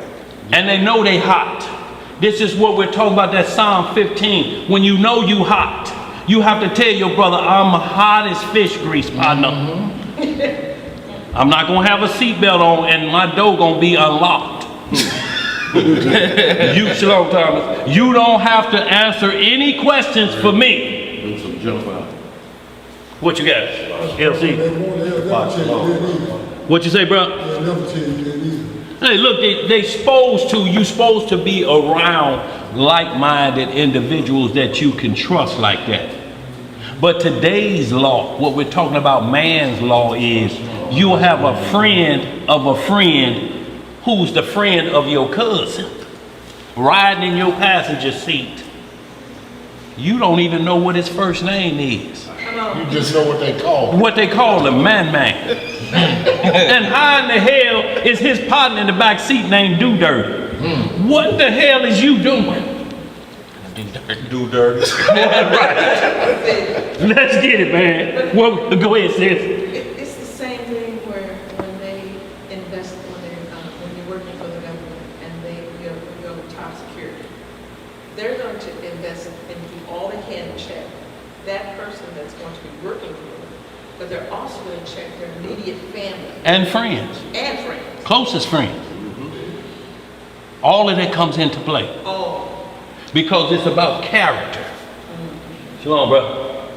Come on, y'all, let's get it. What do you want? We in, you get Deuteronomy 19:15. Let's read down on a couple of them.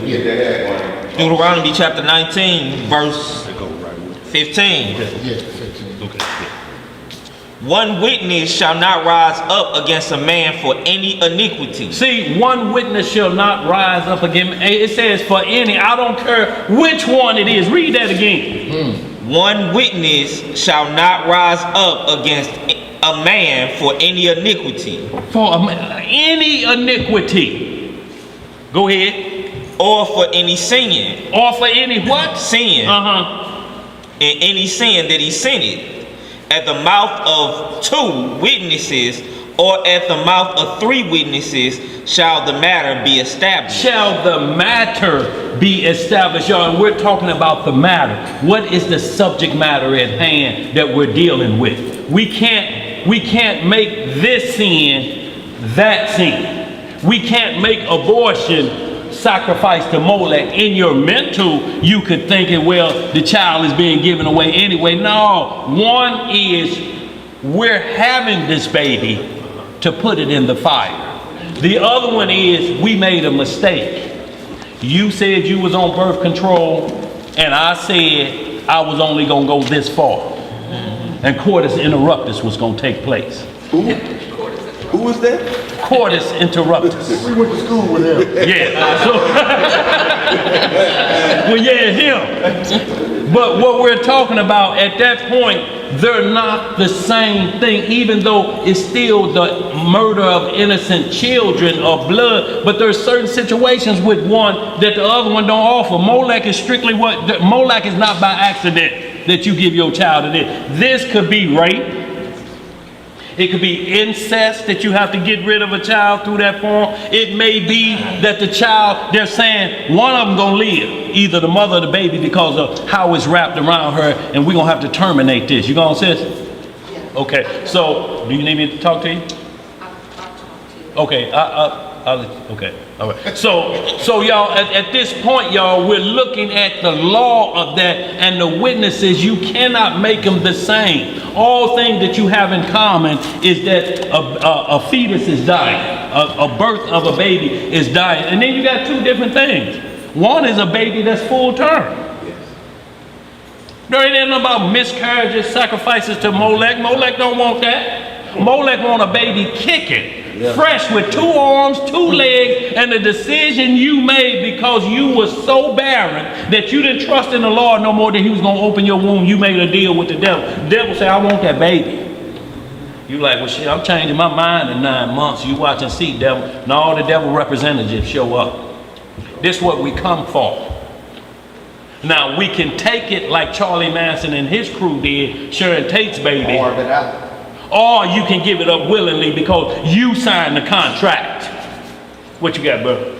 Molech statue that they put their kids in. Yeah, that Baphomet statue. It sets on fire, and they offer the baby in there, and it's basically a burnt offering sacrifice of a newborn that's planned. The husband and the wife plan to do this. We are going to get pregnant. You keep working me, I'm going to get pregnant, and we're going to give it to Moses. That's a plan. That's not an accident. See, he's a master imitator, just like the Most High says the first that enters, that exits the matrix is his. Yes. Yes, sir. Satan the same way. He wants the same. You see what I'm saying? That's what they were doing a lot of in the book of Job. That's why Job went through his ordeal, because he destroyed that temple of Molech. Because all the people around him were offering their children up burnt sacrifice. That's right. Huh? Yes, sir. That's what we're talking about. Let's get it. We'll pick it up, y'all. We got to catch up. Where we at? Matthew 18 chapter.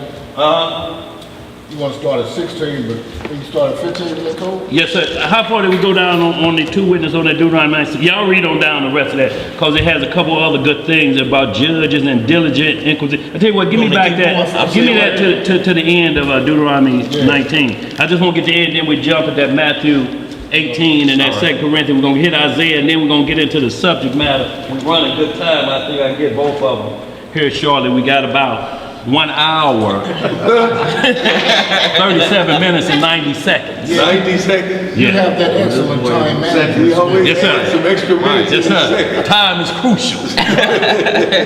Yeah, spending your time. What's up, Sir Thomas? So wrong, he ain't running his mouth. Deuteronomy chapter 19, verse 16. What it say? If a false witness rise up against any man to testify against him that which is wrong, then both the men between whom the controversy is shall stand before the Lord, before the priest and the judges, which shall be in those days. And the judges shall make diligent inquisition. Diligent inquisition, y'all. That's what the judge is supposed to do. That's why you should let no man judge you. You're the judge of your own self. You need to be doing diligent inquisition, and that means questioning the matter. Nobody is above questioning. That's right. Oh, you can't question him, man. He this, he that, he. Where is that ever written at? Did Nathan question the king of Israel? And didn't worry about questioning the king of Israel and could have been killed by them raw 13 killers that David had by his side? The prophets questioned the Most High. Come on, boy. Lord, why you want me to do it? That's as far as they went with their question. Or like the elders in Susanna. Yes, sir. Daniel, how you question 2 men, like how Daniel did with Susanna case. Serious inquisition, but Daniel was a judge. His name means judge. Let's get some more. What it say? And behold, if the witness be a false witness, and have testified falsely against his brother, Free casing. Go ahead. then shall you do unto him as he had thought to have done unto his brother. So shalt thou put the evil away from among Y'all you. see how that matter ought to be judged? If there's a free case, then he ought to get the time that the boy that they was free casing was supposed to get. That's right. He's supposed to get that time. See, and that's when it talks about a bishop must be blameless. That don't mean he can't be sinless. Right. Because every man is falling short of the glory. What that means is no current blame. You got a man out here calling himself a bishop, and he's on record for a free case that he refuses to speak about. That's in United States law that men serve time, and the report was there that they knew they had the wrong individuals, and he signed off on that. Man did months before they were let out. Could have been killed. That's what we're talking about, y'all. See, a bishop can't have one of those faults that somebody can point to and say, did this ever get rectified? I'm not talking about it. And I told my whole congregation, they better not say a damn word about it. Who has that authority that you can't say nothing? Obviously, them niggas. You'll have an individual do a crime, Come around here. him and another one, and when the crime get to another individual and he passed the crime to somebody else, those individuals get punished instead of the original crime makers. That's how they give the order out. We can't give him crime. He's anointed. What is he anointed with? Huh? That he can't be. Do you really want to know? Boy, well, okay, I know what you were talking about. It rhymes with BS. Go ahead, bro. Verse 20. What it say? And those which remain shall hear and fear, and shall henceforth commit no more any such evil among you. Right? And thine eye shall not pity, but life shall go for life, and eye for eye, tooth for tooth, hand for hand, foot for foot. Now, under Aaron, because we're in Deuteronomy, under Aaron at this point, that's what the rules were. So if you're under Aaron and this same judgment ain't been done for you, if you call yourself a prophet and you make a false prophecy, and you're dressed up as Aaron, you're rocking Aaron, then this judgment should apply to a false prophet, shouldn't it? How then do they jump into the order of Melchizedek and say, take them rocks out of your hands? Stone him. Hit that before you go. Go ahead, that's number 30. You ain't got to hit that Deuteronomy 18 and 15. 18 and 15, y'all, while we right there. 18 and 15. Yes, sir. Deuteronomy chapter 18, verse 15. Right. The Lord thy God will raise up unto thee a prophet from the midst of thee, of thy brethren, like unto me. Unto him ye shall hearken. Right. That's all I wanted. Just Yes, so sir. you know, Moses even said, The decrease comes. decrease is coming, and he that is preferred shall come, and him shall overrule all of what I'm presenting to the 12 tribes right now. Right. The written law will have no effect when he comes on the scene. Because if in John 4:24 he says the Most High is the Spirit, and all those that worship him must worship him in spirit and truth. In spirit and So truth. he is the law. Yeah. He is the unblemished lamb. Right. So Moses is telling you, he's telling the Israelites back then, our family, that there's coming one greater than me who's going to override everything that is written that we are saying we will do. Under this priesthood. Under this priesthood, because there's coming a better priesthood that will never change. Right. And that exacts the law from a conscious heart and And it's mind. about the consciousness, because cats were still committing sins even though they were bringing sacrifice. That's right. Premeditated sins. Got so bad that the Levitical priests started bringing in their homeboy to be priest and high priest. Boy. Defiled everything. Yeah. First Ezra said they polluted more than every nation around them. Boy. Exceeded the nations in polluting the temple. We're going to get at it. We're going to get a clear understanding of where we're at now consciously. See, that's why I say if one bids you to the feast of unbelievers, that's the key word right there. An believer asking you to come and eat at my house. He's an unbeliever. And it's saying you be disposed to go. See, the argument ain't unbelief getting all that. It say if you be disposed to go. Disposed means I've thought the matter over. I'm going over there. You can't go over there and drinking all the eggnog. You on every photo under the what you call that thing? Huh? Right, now the last of the liquor done ran out. Now your conscience bother you. See, y'all, one thing I will do, I will not drink all the eggnog. Don't want to hear none of that. The bottom line, you hear you was participating and everything is gone. Now your conscience is coming back to you. How do I lie my way out of this? You cannot lie with them photos like they are. No. Still eggnog on your mustache. What are you going to tell somebody else? Well, see, brother, you have to try wickedness to know wickedness. No. No. Let's read some more, y'all. Where we at? Matthew 18. Elisha, did you finish that? 15? Yeah, oh, you just want that one? Okay. And y'all also that Numbers 35 and 30, which we're going to hit that too about when we get into Deuteronomy 19. Yeah, I need that anyway. That's when somebody kills somebody. I need that, right. Go ahead, so we'll match that up with Deuteronomy 19. Okay, so y'all, we're going to get right into Matthew 18, 16, 2 Corinthians 13, y'all, and then we're going to get to the lesson at hand, y'all. We got to speed it up. Huh? We ain't in the lesson yet? We ain't did what? We ain't in the lesson yet? No, not yet. Look, we had to put the rules out first.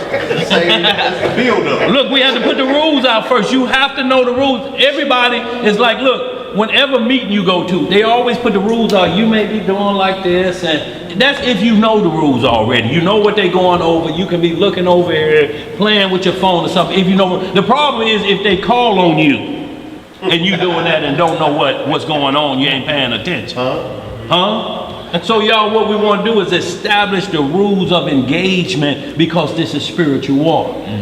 Just like they have rules of engagement in physical war, they have something called the Geneva Code. We won't shoot nobody down that's coming down in the parachute. We're off limits to kill them. Now, will that work with Kim mentally ill? I don't know. Hell no. Oh, Kim Jong mentally ill is dead. That's his daddy, wasn't it? Is it dead? Yeah, that's his son still around now. But what we're talking about, will they adhere to the rules and break the world laws? You know, so it's just like this, y'all. Some states, some countries have extradition laws. You can't bring nobody over here. But guess what? Law on the table that if we catch you, you coming back here, murder. Like it was with Cain. It ain't never changed since day one. It don't never, the books don't never, it ain't gonna never be a closed case. It stays open to Judgment Day. We're going to talk about innocent blood. Let's get it, y'all. Where we at? We're in the book of Matthew, chapter 18. We start the reading in verse 15. Yes, sir. Let's get some understanding, family. That's right. This is what you're supposed to do if you have aught with your family. Yes, sir. Verse 15. What it say? Moreover, if thy brother shall trespass against thee, go and tell him his fault between thee and him alone. If he shall hear thee, thou hast gained thy brother. See, the work cuts off at that point. It ain't got to go no further. That's right. Go ahead. What else it say? Verse 16. But if he will not hear thee, then take with thee one or two more, that in the mouth of 2 or 3 witnesses every word may be established. See, at that point, it says we can cut this off at the beginning if he hears you. So the deal is you have to let him hear you. So the problem is, how do I get into where we can talk? How do I allow him here? You can't go in blasting and all. Talking ain't going to take place, is it? See, and you laying it on the line, you can't argue with him and you going to him telling him what he did. I mean, you cussing him out, he ain't going to hear you. But if you lay it on the line and you say, brother, respectfully, according to the spiritual, man, this ain't got nothing to do with them street rules, that gang we're down. We're talking about something much higher than that, bro. I have to be able to trust you better than I did when we was in the streets. This is a total different thing. This is totally different from that. So I have to trust you on this level. And then it say, if he don't want to hear that, man, I ain't trying to hear that now. I ain't trying to hear that now. But what you're trying to do is release sins. Anything that could be on you, you don't want nobody else judging you about what they may hear about that matter. So if he won't hear you, then you go get 2 more people that's aware, that understands the law. I'm not talking about piggyback riders. Right. I'm not talking about a group of niggas that say I'm going too because I want to hear it. I don't like the nigga anyway. I want to see y'all put it on his ass. No, he can't be a witness. He cannot, because he's coming along for the ride. He's tainted. He's tainted already. What you got, Sister Patel? So when we look at this here, and when we talk about a brother, we're talking about a brother in the sense that doing the will of our Father. Absolutely, sister. That's exactly who we talking about. My family members, and this come up. That ain't gonna work. It ain't gonna work with them. No, It's not going to work with them. This is going back to where Christ is saying, who is my mother, who is my brother? Absolutely, bro. What about your children? Well, what we're saying is, there's still, you have to still be the guiding light. You just don't participate in their unbalanced judgments. Right. You stick around the line if it's going to include me, if it's going to be about me. If I tell you something, I mean, you still use it to them in a sense that, because family is a little bit different when you got blood, if you're in the same house. It'll apply, but there's a line it can't go across, you know, that you dealing with them unless you explain the rules to them. And you tell them, you know what I believe, and this I do. I cannot go this far with you. I'm not going to do it, but there are house rules. Now, you're not going to talk to me like our birth certificates was on the same day. I'm your mom. That ain't going to happen. And you saying that we still go opposite. Well, and then that's where you deal with the law at hand, either the law you've been putting down, you know, that where you say, be standing here when I come back. Or you just say 9-1. I'll bring these other witnesses here. 9-1. Go get right in my house. Boy, look. See, so that's where it comes down to. But if you make that decision, be here when I come back, you're gonna have to make sure that your 2 witnesses are still in order. You and that hand cannon must speak the same language. First off, you done went got it, so that's a strike against you. Right. Well, it better speak the same language. What I'm saying is, it's inside of the space where I'm at. I cannot get you running down the driveway and this started in the kitchen. You cannot have no licks in your back. Yeah. Right. And this started in the kitchen. Right. There are certain laws that will protect you Yeah. under certain circumstances. But you gotta know them laws as You well. have to know those laws. You just be over there bugging up, man. Come on, let's get it. Where you at, boy? Is that, you finished that? Yeah. No, read the next verse, bring the church. 17. Yeah. Verse 17. And if he shall neglect to hear them, tell it unto the church. Right. But if he neglect to hear the church, let him be unto thee as a heathen man. What kind of man? A heathen man Uh-huh. and a publican. See, at this point, the second and third admonition is the same thing it's saying here. It's just winding it up for a personal beef with an individual. But it's still saying after the second and third admonition, cut him or her off. You have to put them at the end of the long handled spoon at that point. It's still saying second and third admonition. Because the first one, he ain't believe it. It could be just, I just don't trust you. Well, let me go get two witnesses who can vouch for me and we do this. That's the second admonition. And then let's go get the church. That's the what? Third admonition. You're hoping to get this settled on the first one. We don't have to bring nobody else into me and your business. Ain't no more pitching after 3 strikes. Oh, come on, boy, is it? Boy, you up there today, boy. Boy, spout some wisdom, ain't it? Boy, that's like the man that sleepeth on the floor will never fall out of bed. Y'all hear that boy down there? Sure won't. Where we at?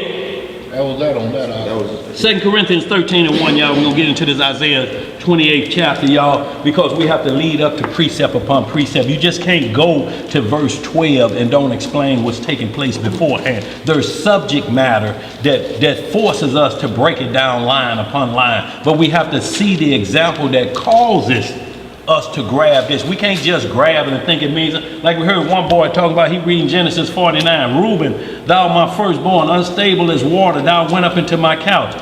This boy actually was trained that had something to do with you can go off at any time, like Floyd Mayweather. In 1 second he covered up, the next minute he throwing 100 blows. What in the hell has that got to do with the law of going up into your father's couch? It has nothing to do with the speed of Floyd Mayweather. Unless Floyd Mayweather is undefeated in the bedroom, that's the only way you can compare the two.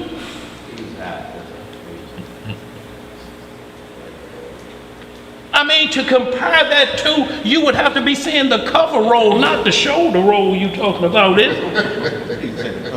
Boy, let's get it. Where we at? 2 Corinthians 13:1. Yeah. 2 Corinthians. Oh, I'm the first one. Yeah, 13:1. Yes, sir. So, y'all, we get the rules established, y'all. Y'all, it may seem time consuming, but it'll save you a lot of debate, and it'll save you a lot of backbiting or saying something that you shouldn't. Man, I tried to break that nigga off, and he went, did you follow the rules? Oh, here you go with the rules. I'm trying to tell you I was breaking them off. Well, I see why didn't nothing get broke off. You had your feelings involved. Well, come on, let's get it. Where we at? 2 Corinthians chapter 13, verse 1. What it say? This is the third time I am coming to you. In the mouth of 2 or 3 witnesses shall every word be established. I told you before and foretell you as if I were present the second time, and being absent now I write to them which heretofore have sinned, and to all other, that if I will come again, I will not spare. So right here, he's just telling them about turning mouth to witness. Next time I come to y'all, it ain't gonna be no sparing. I'm trying to go light on you. But if I come back, say, man, it ain't gonna be no sparing. I'm gonna lay it on the line. It's just like your mom. Write the rules down. We'll tell you. Take out the trash, wash them dishes. When you get home from school, come back in, you sleep on the floor. Why did you take out the trash? You wash the dishes. Oh, I didn't hear that part. So she write it down on the refrigerator, trash and the dishes. And when she come home and you sprawled out on the floor again and the dishes washed, but the trash still in there, then you feel those licks of wake up. Didn't I tell you to get that? And you start answering. How does that correct things right off? Okay. What does okay mean? You know what it is. You Okay. Cause memories get Look, crisp, boy. she don't even tell you what the transgression is. You just head for the kitchen. You know it. You know what it is. Your conscience. Right. Boy, that's a conscious awakening. So that's what Paul was saying in a minute. Next time I come back, it's gonna be some straightening. What you got, bro? You did your whole life. I can be whooping. Yes, sir. Boy, look, they didn't play, y'all, and like manners just don't play. Isaiah 28 chapter. Y'all, we're gonna start at verse 1, but we're trying to get down to verse 12. Or I'll tell you what, for time's sake, we get on through, we'll jump right to about verse 10, and y'all read 1 through 10 on your own, because it's talking about bad behavior. Can I start at 9? You can start at 1 then. Start at 6. I was waiting on him to finish it. I was going to say Yes, sir. You can't Because it's the subject matter that brings upon line, y'all. A lot of time people do what they call cherry picking the scriptures. Just point to one verse in the middle, and then you start trying to build off of that, and we can make the subject matter anything we want it to be. What we at in Isaiah? Isaiah 28. Yeah, we want to start about verse 1. All right, Isaiah chapter 28, verse 1. Right? Woe to the crown of pride, to the drunkards of Ephraim, whose glorious beauty is a fading flower. which are on the head of the fat valleys of them that are overcome with wine. So right here it's telling to you, woe to the crown of pride. The crown of pride. Now we talked about coveting. We just said where it say, and covet the best gifts. But you will never, ever see a positive side of pride. It never, ever will say and be prideful of the gifts that you have. That's the only one, because that's what called Lucifer to fall. Because it's a sin within self. It's a sin of lying to yourself. See, I can feel 6 feet tall, but what's the truth? You ain't. Okay, see, it comes down to that. It's gonna take required gifts for me to win that dunk contest that I long for. You know what I'm saying? It won't be the same as a man that's 6'5" or whatever it may be, unless you got some Spud Webb genes in you. But just in like manner, what we're talking about, it has to be something that's gonna be out of the box, supernatural. Yeah. That you see a man 5'7" and put this much over the rim. That's a 50-inch vertical leap. How do you get that? And your legs are this skinny. Where does that come from but a gift of the Most High? And it wasn't like that. That just came from the womb. So gifts come from the womb. We just have to make sure we don't manifest them for the devil. That's right. Let's get it. Where we at? Verse 2. Behold, the Lord hath a mighty and strong one, which as a tempest of hail and a destroying storm, as a flood of mighty waters overflowing, shall cast down to the earth with the hand. The crown of pride, the drunkards of Ephraim, shall be trodden underfoot. And Lord keeps saying the crown of pride. Lucifer wore the crown of pride. Ezekiel 28:12 on down. He wore the crown of pride. And it's saying that not only this, but they're drunk with a crown of pride.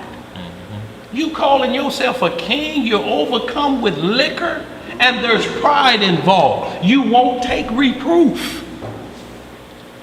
And you're a king. That's why Nathan came to David to see if he was like Ephraim. And he said, the Lord know this thing, what you telling me, Nathan? I'm busted, what you telling me, Nathan? He got the goods on me, what you telling me, Nathan? Nathan said, you already said it out of your own mouth what you would do to a man like this, that had that drunken pride behavior. You said you'd kill him. But guess what? It's you.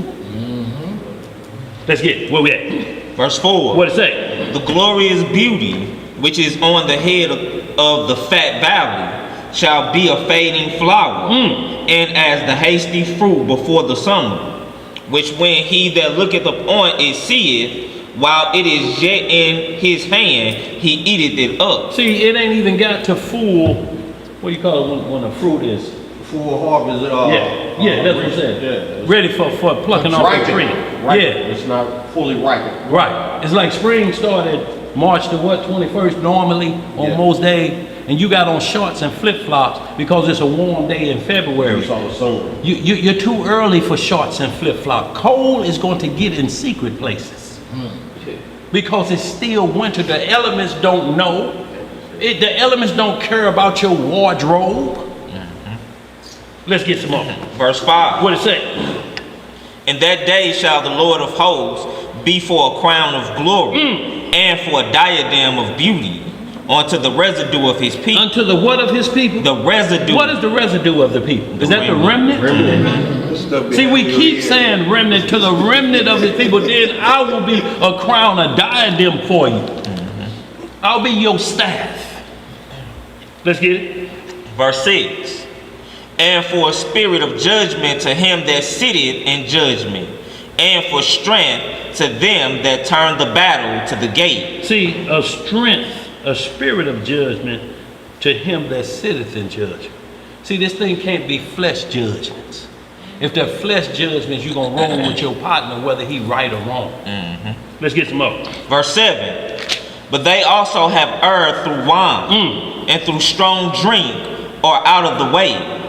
the priest and the prophet have erred through strong drink. What have they erred through? Strong drink. See, if you're making a decision and wine has already been poured, how you gonna make a decision like that? How are you having counsel and people already belching? Fool. Hide the giraffe stuff. Boy. Already before judgment is started. Judgment is clouded then, ain't it? Because it say wine makes it merry. So you're not going to be taking it serious at this point. It'd be joke. Boy,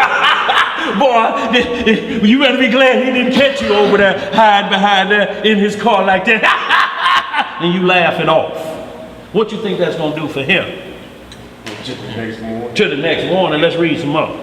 They are swallowed up of wine. They are out of the way through strong drink.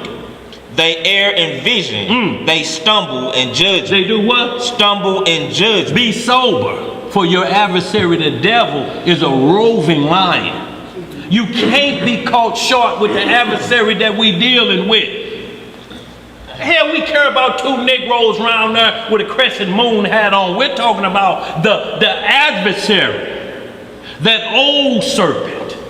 And that we're talking about one who been committing crimes before the Garden of Eden. This is who you ultimately is dealing with, battling for your soul. Your partner don't want nothing but your gal and your money. We're talking about somebody that's chasing after your soul. That's not really your partner either then, if we after your gal and your money. Well, that's what we're talking about, so we keep it out of the flesh. We're talking about the spirit. Don't fear him who can destroy body, but him who can destroy body and soul in hell fire. There's a difference between hell and hell fire. Hell is the grave, and hell fire is the grave thrown into the lake of fire. Let's get some more. Where we at? Verse 8. What it say? For all tables are full of vomit and filthiness, so that there is no place clean. So, y'all understand this? You could walk in a place and they could have pristine stuff and it look like, oh, they're in such order. When you walk in a church, they display the church rules and etiquette, don't they? The Ten Commandments ain't up. That's what they go by. The church covenant. That's what you see when you walk in. There will be no gum popping. Going to the bathroom, there must be the forefinger and tipping lightly. Those are the instructions. You do not correct the pastor. And then what do they holler? That law was nailed to the cross. But the church covenant is what we go by. Yo, this is what it's trying to explain to us. This is how commandments of men get in and take over. Go ahead, brother. Verse 9. What it say? Whom shall he teach knowledge? Whom shall he do what? Teach knowledge. See, this is what it comes down to. What is knowledge? To come into the knowing of a subject matter. With understanding. With understanding. To come into the, we're not destroyed for lack of Knowledge. but because we do what with knowledge. Active. That destroys us. Let's get some more. Verse 9. What it say? Whom shall he teach knowledge? And whom shall he make to understand doctrine? To understand what? Doctrine. Ain't this what it's about, y'all? To understand the doctrine of Christ given to him by his Father? We must have knowledge on that. Let's get it. Them that are weaned from the milk and drawn from the breast. And see, and this is what it's talking about, weaned from the milk. We off of Aaron. If you don't know what you're supposed to be doing on the Sabbath by now, that's a shame for you. Another man is going to tell you what to do. You have to get off of that. You have to get to the point that where you understand the Sabbath was made for man and man, not man for the Sabbath. Until you can riddle me that, what are you talking to me about? This is who Moses said, the priest you're quoting, he just said another priest gonna bring it to you in a different way. The Sabbath was made for man, not man for the Sabbath. Riddle me that before we move to the next subject matter concerning the Sabbath. Because a new sheriff's in town, and he said, this the way it go. Now riddle me the question, and then we'll move on. If we can't, we have to go part ways this way. You can't bring me back into Galatians 4 and 24, where it talks about Mount Hagar was for Hagar, the bondwoman. We're under Mount Zion, the free woman. That's right. If you go back to bondage, expect what they gonna get, bondage. That's right. That's what compound living do. It put you back in bondage in a trailer, no running water. And you say this is paradise. If y'all seen that Ruthless the other day when he was telling that woman, come on, give all your money away and come and live in paradise. She said, "Shit, in that trailer park." Oh, I mean, I don't mean no disrespect, but who you fooling? I'm gonna go from running toilet water, a refrigerator to a cooler and some ice daily. And you're telling me this paradise, and you got all of my money and everything that I got. You done been to the pawn shop with my jewelry, and I will find happiness right here with one Negro deciding what we fall up under, and then he may like you better than he like women. Let's read some more. Verse 10. What it say? For precept must be upon precept, precept upon precept, line upon line, line upon line. Here a little and there a little. So most people say, well, see, you got to get a little bit from here. You got to. Yes, that is the truth, but it has to be concerning the same subject matter. It has to be consistent. Or it's going to be, well, how you going to do Aaron on 2 of them and Melchizedek on 1 and you ain't saying nothing to nobody? How you forcing tithes out of people and then say the preacher is using Malachi 3? Ain't that what you using?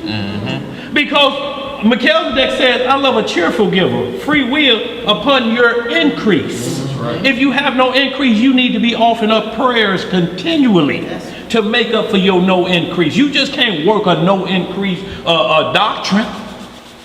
You have to be able to bring something to the table, whether it's prayers or whatever you can assist with. You understand what I'm saying? Shalom, man. Go ahead. Where we at? Verse 11. If you will, Zeb, give me a precept, if you will, just so we can understand precept. And y'all, this is another rule. This is why it's called the book of life. Y'all, this is a patience study.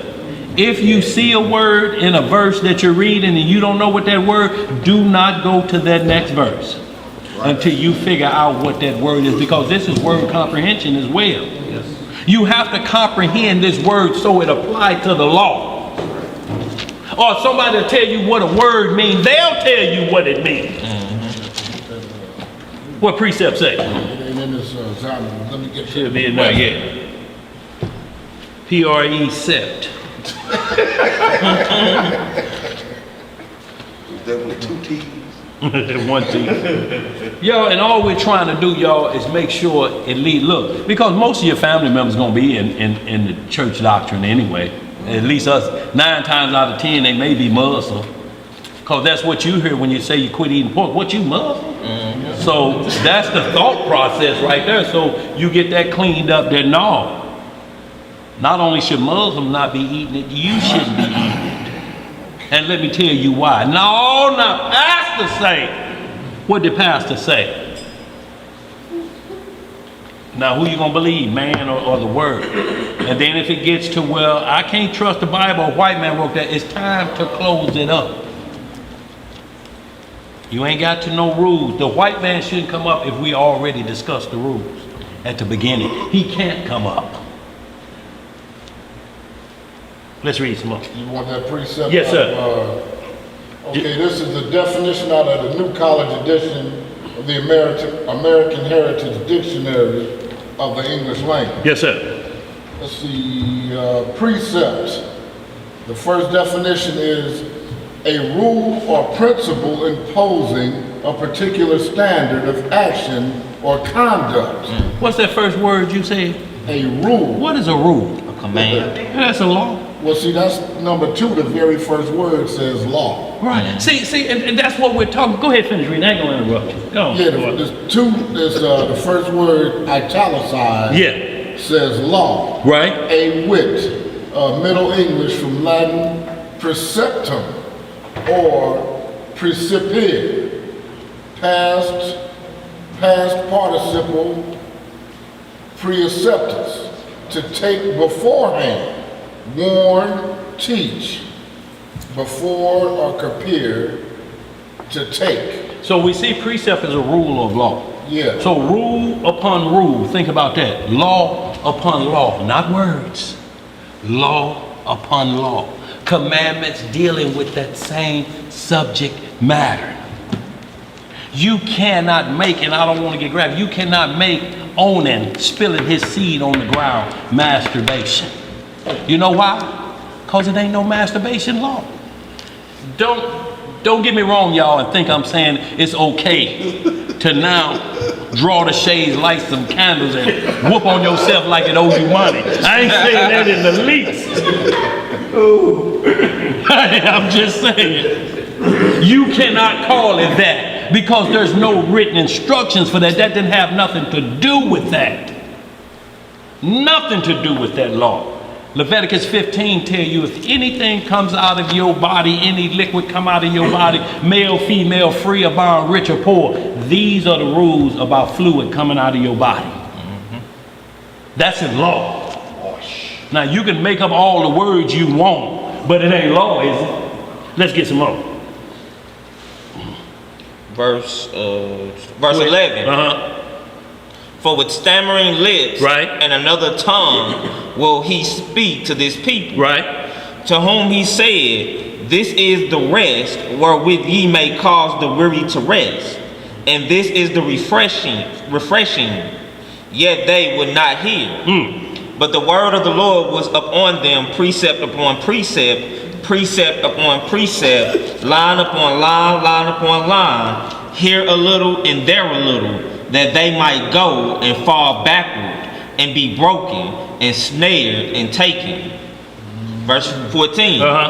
Wherefore hear the word of the Lord, ye scornful men. You what kind of men? Scornful men. That rule this people which is in Jerusalem. That do what to this people? Rule this See, y'all, we're talking about a people that rule and don't have line upon line, precept upon. They're drunken like in Ephraim. They have a crown of pride. So what they'll do is they'll give you anything. Because you're looking at that crown of pride, you're going to do just like we used to do in the church. I ain't going to question the pastor. Is you crazy? That's the pastor. What does that mean? Then we need to find somebody in the Bible that was treated the same way as a pastor, that he gets a pass like that, that no matter what he say, you cannot challenge him. Not one man in there was treated like that. Not one that you ever seen that come out of their mouth that I deserve it. Even when they say elder, double honor, these Negroes hollering double honor to false prophets. It's telling you if he's been in the word that long and his hair is gray now, he's been in that walk that long, it's a double honor because you've been lasting and you still alive. Now you're experiencing what it means to have gray hair and establishing the laws. That's double honor. But ain't no double honor to some Negro calling himself the Holy Spirit. No. And this Negro got a prescription. What is the Holy Spirit doing with diabetes? Double dishonor. Right. Where we at, bro? Verse 15. What it say? Because ye have said, we have made a covenant with death. See, that's the covenant you made was with death. Go ahead. And with hell are we at agreement. When the overflowing scourge shall pass through, it shall not come unto us. For we have made lies our refuge, and under falsehood have we hid ourselves. You think you're going to get away because you got on a crown of pride. The devil think the same thing too, don't he? Thought it. Huh? Thought? Go ahead. Verse 16. Therefore thus saith the Lord God, behold, I lay in Zion for a foundation a stone, a tried stone, a precious cornerstone, a sure foundation. What kind of foundation? Sure foundation. You trusted man, you're on a rocky foundation. He don't know when his last breath is taking place. Messiah wasn't killed, he gave up his life. He could have stayed on that cross for 2 weeks if he wanted to, still breathing. The Father said, I'm not going to put on you more than you can bear. He said, it is finished. I went through every prophecy. I need to be this. They're going to stab me in the side. Until that happened, it is finished. It's finished. And then he gave up the ghost.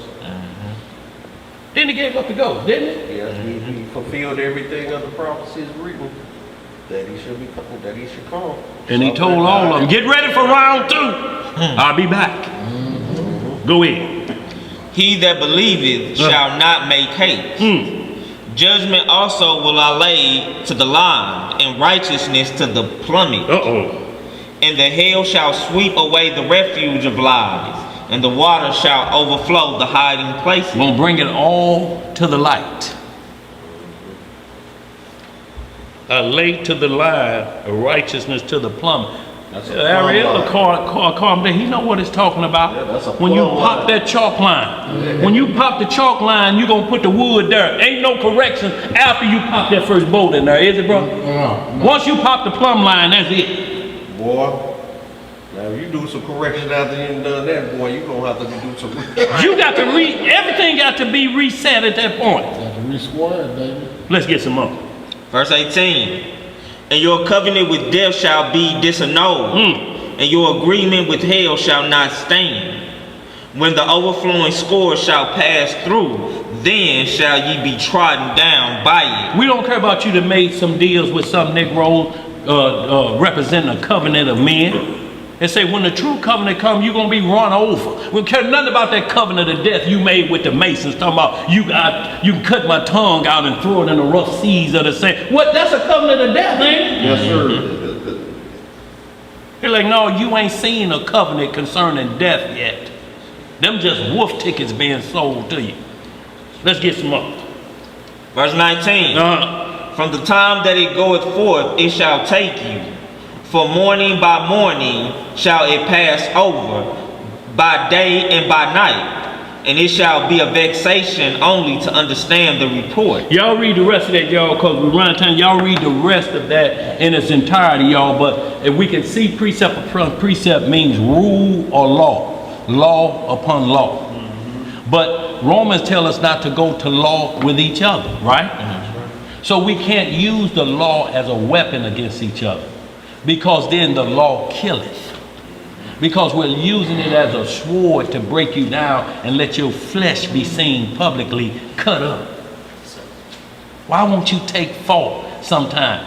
I mean, instead of going law, why don't you just say, you know what, bro? My bad. I'll take this one. My bad. See, at that point, if it comes up again and it ain't you and it's him, then you know exactly who it was. My bad, I'll take that fault. But you're not to take sin. It says a fault. It's blame that could lead to sin. You know what? To keep this confusion down, we ain't talking about that no more. I'll take this one. Don't even worry about it. I'll take it. You can go tell everybody this one on me. But guess what's going to happen 2 weeks later? If he think he got away with it, he going to be right back into it. And then it's going to prove what it wants. What you got, Sister Patel? It's just like when some of the camps be saying that a woman can't wear pants. Right. They try to make it so the law is grievous because, I mean, when I wear them, I didn't go to the men's side of the school. Well, see, the problem mine is, but then again, we're talking about law, about pants. The problem is, ain't no such thing as called pants when that law written. It's never even pants. It's called garments. Look, what the scripture they're quoting has nothing to do with pants. It's about underwear for men. Now, if you got on man boxer shorts, that's a problem. If you got on a pair of boxers, a slit in the front, and you stomping through and stomping, some Timberlands on and a boxer and a bra, that's gonna be a problem. But give me some Ezekiel 48 real quick, so we can get some understanding of that. Just give me 48 on the priest. Then give me Exodus 28. I want to get just the breeches because that's what it is. See, that's what they'll tell you, sister. But look, the stores is set up. It says man, woman, boy, girl. If you a man and you over there in woman, you can't say that this Marshalls and they mix up the clothing. They're trained where to put the clothing. So women pants are different from men. The zipper usually on the left side. Women's shirts are different. The buttons are on the left side. Men's is usually on the right side. There's another way. Women jeans have hips in them on the side. Better not come in here. Now you walking around like you got on some of them polo pants, a man with jeans and they got hips in them. You got on my pants. You got on some woman pants and you ain't fooling me. And it's gonna be another problem if them hips is filled out in that section. Now we gotta wonder why you got them pants on and you filling them out. You say you filling them out. I'm not talking about sagging in the back, sagging on the sides.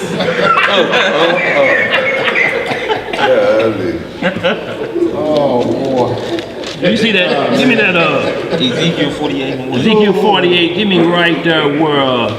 Let me get it right quick. Oh, bro. And the Levites. Let me see the border. I want to see right there where the. Okay, toward the south. Leviticus. Okay. You change that for fruit and 20. Okay. It's gonna be right there where it talk about the breaches. Ezekiel 48. Give me I want Exodus 28 though. Give me the about the priests what they should wear. Okay, room gas. Okay, hold on. Let me get it. I can get it right here, man. Let me go with breaches. Oh, give me breaches. 28 what on that Exodus? Like 40. I'm just gonna look up breaches real quick. About 40. Biblical breaches. 42 in 42? Exodus 28. Exodus 42. Okay. Yeah. You want me to go ahead and hit the Exodus? Yeah, go ahead. Breaches. Exodus chapter 28, verse 42. What it say? And thou shalt make them linen breeches to cover their nakedness. To cover their what? Nakedness. Now, if breeches or pants to cover your nakedness, then you're wearing pants with no drawers on. If they're the drawers, I mean, if these the pants, ain't no drawers then. What does it say, boy? That could be rough. That could be real rough. It says, from the loins even onto the thighs they shall reach. From the loins to the thigh. If those are pants, those are hot pants for a man. Now, the argument ain't if a woman should have them on. The argument is why is a man got them on and you explaining it like this. It's a problem. She should at least have them on. 44 and 18? Yeah, that's what I want. 44 and 18. Absolutely, bro. Thank you. All right, verse Where it say from the what? From the loins even onto the thighs they shall reach. The loins is right here below the navel, to the thighs. If a man got on pants like that, I mean, just think about it today. You know, back in the day, men wore short, but what I'm talking about is linen breeches cutting off at a man's thigh, and they say a woman shouldn't have these on. But how did they change from underwear to a pair of pants that reach to your ankles? And just to your point, they just want to say that's the law to convict. It's the law if you allow them to judge you. Because all you have to ask them, is that talking about pants or drawers? And watch it, whole thing change. Give me that Ezekiel 44, what it say? Now that's how the priest was supposed to be dressed. You know why? Well, it's going to explain it in 44. Handle that for me, Ed. Ezekiel chapter 44, verse 18. What it say? They shall have linen bonnets upon their head. Right. And shall have linen breeches upon their loins. Upon their word? Ain't that the same language? Mm-hmm. Ain't that the same thing of the same subject matter about a commandment where those breeches should reach? Mm-hmm. One is way back in Deuteronomy, the other one up here in Ezekiel. Does it change for the priest? Mm-hmm. Go ahead, bro, read some more. They shall not gird themselves with anything that causeth sweat. See, that's the whole deal. It ain't about women wearing pants. It's about causing sweat. You go on, LC? Yes, sir. Be careful out there, bro. It's about causing sweat because the priests could not go in. First, they had to sacrifice for their own sins and then sacrifice for the people. Now, you go in there and you got sweaty loins. And where is the sweat close to? In that region. Sweat get in the rear end, it causes a different smell. This don't smell holy. Boy. So linen keeps you from sweating. That's why linen is always talked about. But the only thing we understand is we get it to go to a white party. I mean, we don't understand its purpose. Do you know linen made out of the flax plant? It's actual flax stalk. That's right. It's the stalk that they beat down, that they make linen out of a plant. Just like cotton, same way. But cotton you'll sweat. Wool you'll sweat. But linen, the priest can come on, and we out in the desert. How is he gonna come back out here looking like a linebacker, like Lawrence Taylor? You know how he used to sweat in his girdle and stuff. What does he look like walking up into the temple, sweating like that, right between the loins? And everybody, when you see that, you know it's a game. But when the game's over, where do you expect him to go immediately? To the what? To the showers. What else is saying in Ezekiel 44? You want me to hit 19? Yeah, no, just read again, because it keep them from doing what? They shall not gird themselves with anything that causeth sweat. That causes sweat. That's why it's a linen bonnet up here. What? Don't you sweat up here? Mm-hmm. Baseball caps have what they call. What is this thing around here going around? Sweat band. Call a what? Sweat band. A sweat band. Because if you didn't, you would have that underarm stain all up here by the emblem. If it wasn't for a sweat band, that yellow deodorant stain to be all up here.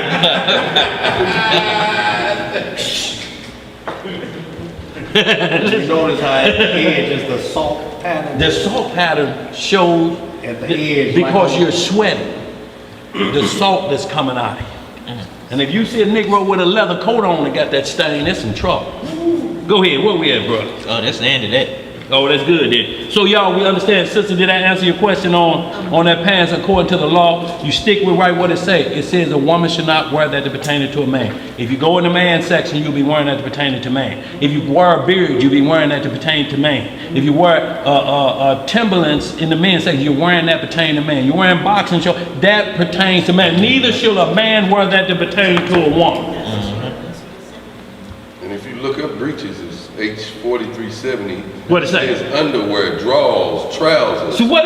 Priestly undergarments of linen. Priestly undergarments. So we deal with the subject matter at hand. See, they'll point you to trousers, but that ain't what the discussion is, because the discussion is the priest's underwear. It has nothing to do. The priest didn't wear pants. They wore linen underwear that they had to wear underneath their clothing so they could be, and a linen bonnet. That's right. Has nothing to do with trousers. So you extrapolate, because every word has two definitions, but you have to take the part that applies to the subject matter at hand. And look, the first pair of pants didn't come out to the 1400. The Chinese invented them. Guess who they invented them for? Women. For the women, because if they wore a dress, the wind could get up under there, you could see under their dress. They had on, and they were skinny jeans. That's right. So if anything, man wearing that to pertain to woman, according to the first invention of breeches, so-called breeches. They still wear them to this day. Yeah, That's why you always see Asian women with like gauchos. yeah, It's in their culture. yes, They sir. always wear the gauchos. Let's get down to this law, y'all. We're going to example 1, and y'all, we always talk about Galatians 3:28, all 4 sides, Exodus 20, and Ecclesiastes. So our case study today is on kill. So how many, look, and give me the Exodus 20. We need to get right to where it says do not kill, because that's a law. Then give me Ecclesiastes 3:8. There's a time for it. So now we have to, because we know the Bible can't contradict itself, because every word is true. So once you get that out of your mind, the devil coming with people to say, now come on, bro, think about it. Right here in the 10 Commandments, it says, thou shalt not kill. He killed everybody on earth. And then Ecclesiastes says it's a time to kill. Come on. See, what he's telling you is there's a problem with the law. There's no problem with the law. The problem is he don't know the sides of the law. And if you don't know them, guess what? You caught up. Then you'll be trying to explain it like he does, with one side and 3 sides left open. How you gonna turn your alarm on and the back door open and the back windows are up too? What the alarm is on for? Do it make any sense? It's like getting a $3,000 stereo and the flies rims on the car, but you saying I'm looking for a cheaper deal for an alarm system. So wait a minute, $4,000 and you looking for a better deal than a $200 alarm. Where your mind set at? Let's get it, bro. Give me Exodus 20 where it says thou shalt not kill. Give me Exodus 3 and I believe it's 8. And then we're going to get into the example and many sides of killing, that if you break one side of this, you're guilty of it all. If you don't know what is understanding that when Herod killed all them children, it said he killed the innocents. See, kill expands to a different word because there's many forms of killing. Vehicular manslaughter. If your beast gets out of it peeing and gore a man, that's your responsibility. If your pit bull gets out and bites and eats up a school child, guess who that's on? It ain't on the beast. They ain't gonna have the beast at trial. Guess who's gonna be there standing for that beast? You are. That's why I signed 2 of mine's over. They kept getting out the yard. Boy. I'm like, nah, y'all ain't gonna have me in nobody's court. And sure enough, 5-0 chasing me. They trying to hop back in my yard. Boy, they trying to get back. White man pull up in my yard. What's going on? These your pit bulls? I said, is it 2 of them? He said, no, it's 3. I said, 2 of them mine, the other one, I don't know. That ain't on. He said, what you want to do with it? I said, man, I said, man, you see how I done barricaded my fence? Right. I said, I just did this morning. Right. And they running from you. I told them they was going to go to jail before police got out. Right. He said, so what you want to do? I said, I'm going to sign them over to you. Right. I'm sending them in jail. Just like the mama told us. If you call here and you done kill somebody or they got you for stealing or selling dope, I'm telling you, use that dime to call somebody else. Don't call here. Because there's no reason for you to be doing any of those things. Let's get some more. Where we at? Let's get in our case study. Exodus 20, give me the kill. Give me Ecclesiastes 3, y'all. Exodus 20 and 13. What it say? Thou shalt not kill. Thou shalt not what? Kill. It leaves it right at that. Now give me Ecclesiastes 3. I believe it's 7 and 8.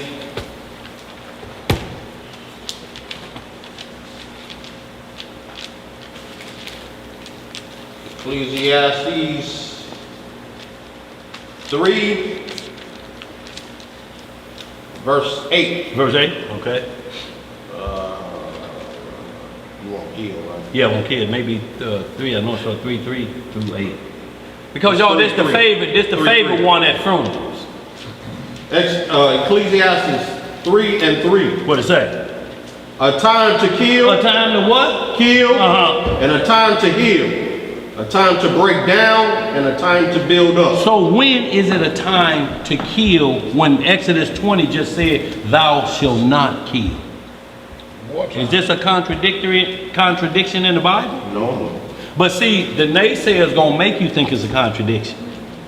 And you have to stand firm and strong because it's not about how they're telling you about the word kill. There's a law concerning kill that allows you to do it.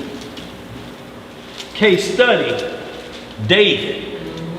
Give me a little bit of Proverbs 6 and 7 while we at it, and then we'll get right into Deuteronomy 19 and 1, and we're going to get some understanding about the many 4 ways of killing. Go ahead, sis. Now, I seen the older scriptures, and it says where thou shalt not kill, thou shalt not murder. Well, that's only one form of it. See, that's what Farrakhan say.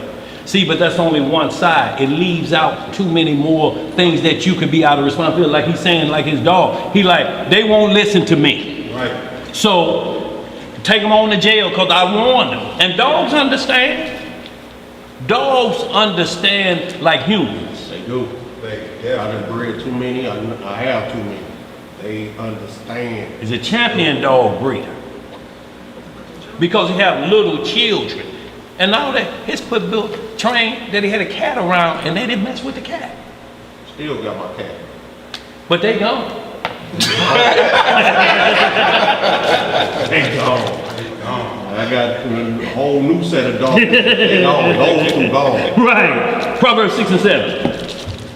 6:17. I'm sorry. 6:17. Proverbs chapter 6, verse 17. What it say? A proud look. What kind of look? A proud look. A lying tongue. and hands that shed innocent blood. And hands that shed innocent blood. Go ahead. Let me go back to 16. Yeah, thank you. These 6 things doth the Most High hate. Yeah, 7 are an abomination unto him. A proud look, a lying tongue, and hands that shed innocent blood. Right. And heart that deviseth wicked imaginations. Feet that be swift in running to mischief. A false witness that speaketh lies, and he that soweth discord among brethren. See, and those are the things that the Most High say are felonies with him. These are felonies. Those that shed innocent blood. Did it say kill? No. So, unto that, if you let somebody dictate that to you with word etymology, they're going to tell you what shed innocent blood means under their own guideline, but not by the law. You have to let the law tell you what shed innocent blood. Because if the wages of sin is death, right? For real.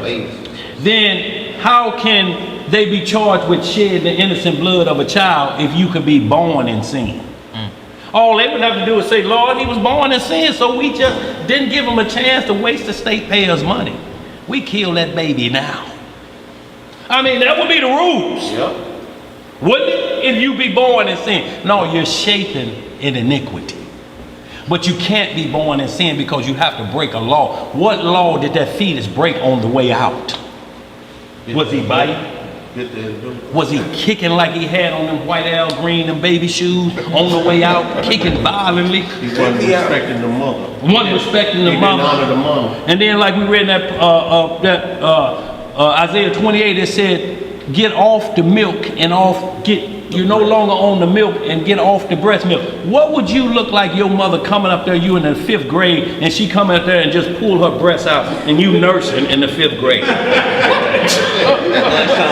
And then lunchtime? Yeah, at lunchtime. And she got a napkin over your head and you going to town in the 5th grade and you got a mustache. Calling you from the corner of the lunchroom. This what he's saying, right? See, this is the mindset you have to understand when you graduate. I'm sorry because I broke the Most High's law versus I'm sorry I got caught. When you stay on the milk and not wean from the breast, you're going to be sorry you get caught, because babies still, if they transgress, still get the milk, because it's the only thing that sustains them at that point. Right. So if you keep breaking rules and you still keep going back to the milk, you ain't going to never grow up as a baby. You never learn. Look, I mean, you be a grown man and the police ask you, yes, what's your name? You know, you got a full beard and mustache leaving the store. Man.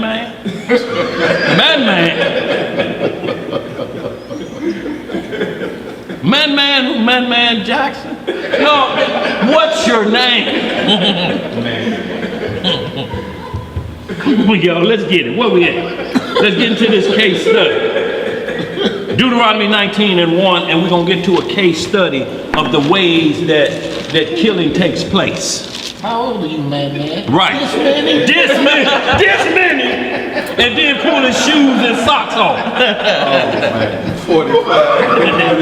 45. 45. Boy, y'all. Deuteronomy 19:1. Deuteronomy chapter 19, verse 1. What it say? When the Most High, thy Elohim, has cut off the nations, whose land the Most High has given thee, and thou succeedest them, and dwellest in their cities and in their houses, thou shalt separate 3 cities for thee in the midst of thy land, which the Most High Yahweh giveth thee to possess it. Right. Thou shalt prepare thee a way and divide the coasts of that land, Right. which the Most High thy Elohim giveth thee to inherit, into 3 parts, that every slayer may flee thither. And this is the case of the slayer, which shall flee thither, that he may live. Whoso killeth his neighbor ignorantly, whom he hated not in time past, as when a man goeth into the wood with his neighbor to hew wood, and his hand fetcheth a stroke with an axe, Right. to cut down the tree, and the head slippeth from the heat, Right. from the helve, and lighteth upon his neighbor, that he die. See, right here, so it just gave us two examples of death happening with his innocence. There was no, premeditation. We going out, we cut down a tree, and the axe head is loose. Right. I go to hit that tree one time and go back, that handle fly off and hit you in the middle of the forehead like David did with that stone on Goliath, and you dieth. There's going to be an investigation.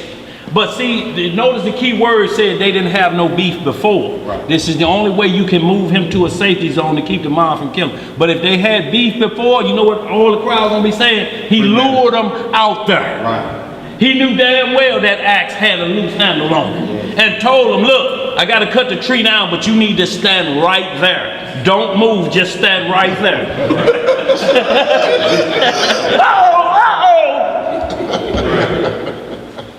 Yeah, that's like having insurance, ain't it? Bag into a car and they ain't got nothing. And then like the old boy, he shot his boy in the face at hunting. Boy, yeah. From the White House. From the White House, you know the one, yeah. Dick Cheney. Dick Cheney. Cheney, yeah. Shot his best friend. 12 days. So they would have cities, and that Numbers 35 you spoke of too, was safety zones that they would have to move people to safe killing because the mob would come to get you. Right, before any trial. And trial, they like, he looked like he don't like, why would he take him out there with that bad act? So they judge and jury before you get to the point. Read some more of that, bro. Right. Verse 6. Lest the avenger of the blood pursue the slayer, while his heart is hot, and overtake him, because the way is long, and slay him, whereas he was not worthy of death, inasmuch as he hated him not in time past. See, so it's like, look, they was best friends, but the crowd don't want to hear that because it's death. All you want is some justice. Right. He out there. He an expert axe man. Why would he have him standing on his left side and he's swinging the axe like that? They'll be making all of those assumptions before he could ever get to court. That's right. Go ahead, brother. Verse 7. Wherefore I command thee, saying, thou shalt separate 3 cities for thee, and if the Most High thy Elohim enlarge thy coast, as he hath sworn unto thy fathers, and give thee all the land which he promised to give unto thy fathers. If thou shalt keep all these commandments to do them, which I command thee this day, to love the Most High, and to walk ever in his ways, right? Then shalt thou add 3 cities more for thee, besides these 3, that innocent blood be not shed in thy land. You see what it keep bringing up? Innocent blood. Yeah. If the wages of sin is death and we're born in sin, the word innocent can't apply nowhere. Right. It cannot apply. Go ahead. Which the Most High Elohim giveth thee for an inheritance, and so blood be upon thee.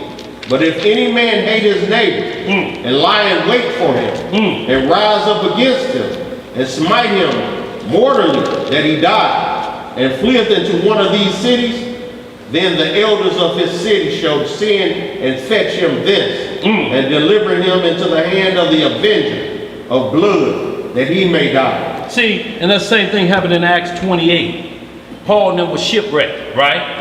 And then the next thing you know, he getting wood for the fire, the viper bite his hand. They like, oh, he's marked for death. He's been chasing. The sea almost got him because it broke up the boat, and we had to go get him out of the water. And now he's escaped the sea, and he goes to put his hand in there, and a pit viper bites his hand. He should be dead within 30 seconds. And when he shook it off like that, they's like, oh, this a God. It has to be. Nobody can escape the avenger of death like this and get away with it. Same thing, so when you read Acts 28, you understand why they say he must be a murderer. Right. That's the form of killing that they used in Acts. They didn't use vehicular homicide, anything like that. They used this man must be a murderer because the sea was after him, and now this thing got him, so he can't escape death. He must have the mark of Cain. He must have the mark of Cain, a fugitive and a vagabond on the run. Just like them ones that killed That security guard that had 6 children, because he told him you can't come in this Family Dollar without a mask. No, told his You can child. come in, but the little girl can't come in. She have to go back out to the car. They get in the squad, be like, oh, look, I tell you what, y'all don't serve her, y'all get out of here. She go back and tell her husband and her son, he talked rough to me and greasy. Here they come up to Family Dollar with a pistol. Arguing with the security guard, he like, I don't want to hear from y'all either, and turned away, and they shot him in the head. Next thing they know, they fleeing for this city. But they done shed innocent blood. Guess what? The same exact thing happened. They brought them back. One, the daddy had them fled to Houston. They found the other one, what was that, in Indiana, hiding behind the furnace. When they pulled him from behind there, it was so many cobwebs in his head. They like, shit, is this a spider nest? I thought it was an old man. Now you go up there talking tough, and here you being drugged from behind a furnace with old lint and spider webs in your head. This is what, I mean, if the phone ring, you on edge. If we hear a knock at the door, who is it? You hide behind that. You're trying to almost crawl up into the hot water tank, but it's just too hot.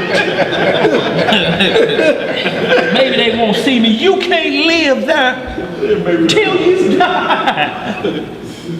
Go ahead, bro. Read some more of that. Then give me Exodus 21:28. How far you on that? How far you on verse 13? Go ahead. Thine eyes shall not pity them, but thou shalt put away the guilt of innocent blood from Israel, that it may go well with thee. Thou shalt not remove thy neighbor's landmark, which they of old time have set in thine inheritance, which thou shalt inherit in the land that the Most High giveth thee to possess it. See, you can't move a man's landmark anywhere. You cannot take what's on there. It's like Jerusalem is still called the land of Canaan, because it was given to them getting off the ark. Ham, your son, Canaan, he get this land. It's named after him. It says, but then when Messiah come back and the world order is changed and earth is reformed, then there will be no more Canaanite in the house, and the land will be called, the Lord is there forevermore. That's what it's going to be called. It ain't going to ever even be tied to its first owner anymore. Because they had the navel of earth. That's what Canaan is in Jerusalem. It's the center of the world. So supernatural things are going on. Whoever controlled Canaan controlled the world. And who controlling Canaan right now? Esau. Esau, he controlled the world, because guess who his puppet is? America. $5 billion a year, protect them. Now they just moved the embassy there, so they telling anybody else, if you attack them, you attacking us. And ain't no sitting president ever took the bait to set up the U.S. embassy. It's called the Jerusalem Embassy Act. Y'all look that up, the Jerusalem Embassy Act, and watch every president that had that option to do it, to move the embassy to Tel Aviv, the U.S. embassy. Every one of them said, nope, ain't gonna be me starting World War III. Guess who said I'll move it yesterday? I'll move it. Donald Trump. They put his name on it, and they done moved it to Tel Aviv, so that tell all the Palestinians, ain't no more two-state nothing. America on our side now for sure. They paying their debt off that they owe us. $5 billion. Look, they can't even start on the interest that they bailed America out in 29. They still paying interest on the loan in 29. They ain't never started on the debt. 1929. Let's get it. What would you say? Yes, sir. What did it say? One witness shall not rise up against a man for any iniquity, Right? or for any sin, in any sin that he sinneth. At the mouth of 2 witnesses, or at the mouth of 3 witnesses, shall the matter be established. So we seen those 2 forms of killing that we can't have. Shalom, now. So now let's just get to 2 Exodus. Give me 21, 23 to 28. We're going to see 2 more examples of killing that you're responsible for. And then we'll get, and y'all know all of the murder. The murder that happened with King Herod, that was murder when he shed the innocent blood. That's murder. What Cain did to Abel when the Lord asked him, where is your brother? I ain't my brother's keeper. And I ain't in charge of him. He got a daddy and a mama. Oh, but I hear his blood crying from the ground. I hear his blood, because where's the life in? The blood. See, I don't care. They're not looking for flesh to find the blood. They're looking, flesh to find the life. They're looking for the blood of anything that's left over. That's where the DNA is at. It's not in, the life is in the blood. That's what we come for, to determine this. You can scrub blood with bleach. You can scrub it with Oxy 2. You can make up some stuff to clear blood, but when they come in there with that infrared light, it'll look like you never used nothing. And I'm talking about that floor so clean you can eat off of it, but that red light gonna show what life is, and that's the blood. Flesh and blood cannot enter the kingdom. Flesh and spirit can. We need to understand the difference. There's a difference. Enoch and Elijah were translated to flesh and spirit. That's why Messiah, when he came back, he said, does a spirit have flesh? Feel right here, touch my hand. Can a spirit eat? And he grabbed, give me a piece of that honey cake over there, and ate it up. See, there's a difference, but flesh and blood, corruptible, all it's basically saying is corruptible flesh and blood cannot enter the kingdom. How you gonna bring something that dies and stinks in here? Because there's no way to stop it from stinking. You can have food in the freezer and you open that freezer up. How does frozen stink? You're like, and close it back. Something in there stinking. Something in there stinking that's frozen. Right. You know what that is that's stinking, that's frozen? Corruptible flesh that can't enter into the kingdom. Messiah didn't have that flesh. But the show ain't the veggies. No. There's always some meat in there. Boy. What he say? Ain't the veggies. As you know, greens. And veggies stink too, don't they? They stink bad. 2-week-old pot of greens, I don't care what you got them in. They ain't even gotta be 2 weeks old. Bro, some oranges went bad in my trunk. It's still stinking. Boy. Boy, you come out of Walmart, boy, they have homicide tape around your car. No, he got a body in there. Oh, potatoes. Oh, boy, not no potatoes. Potatoes, Come on, y'all, let's get this. Where we at? We got but a little bit of time. I want to hurry up and get this case study done. Give me Exodus 22 to 21. Y'all, we're going to jump into the next case study of understanding the law and line upon precept, rule upon rule. Y'all see how we're dealing with killing. We started with the initial rule in the Big Ten. See, y'all, this nation mirrors what the Bible does. It's just the 10 commandments. That don't mean it's only 10. The 10 are like the 10 Bill of Rights. And then you have all the amendments under. See, like we're dealing with the kill right now. But now we're dealing with the many amendments that's under the killing that only allows it. Because the Most High don't want it just saying, well, I can kill, y'all can't. Technically, he can, because he's the boss. That's what he does, but he don't want that in our mindset. He said it may come a time, like we just read in Ecclesiastes, that you may have to kill somebody. You don't want to. Look, you didn't buy a fire extinguisher sitting up at night waiting for something to catch on fire, dude, or you standing there like this. Same reason you have weapons in your home. You ain't looking for an intruder to come in, but if an intruder come in, you want to put that fire out, don't you? That's right. Like manner, if that some fish grease get out of there and get on something, you want that fire extinguisher so you can put it out. But you got to put that one out with the right one. Can't throw water on the grease fire. No, you're going to burn down the house. See, so there's rules and precepts of law and rules for everything. Give me that Exodus 21, start at verse 22.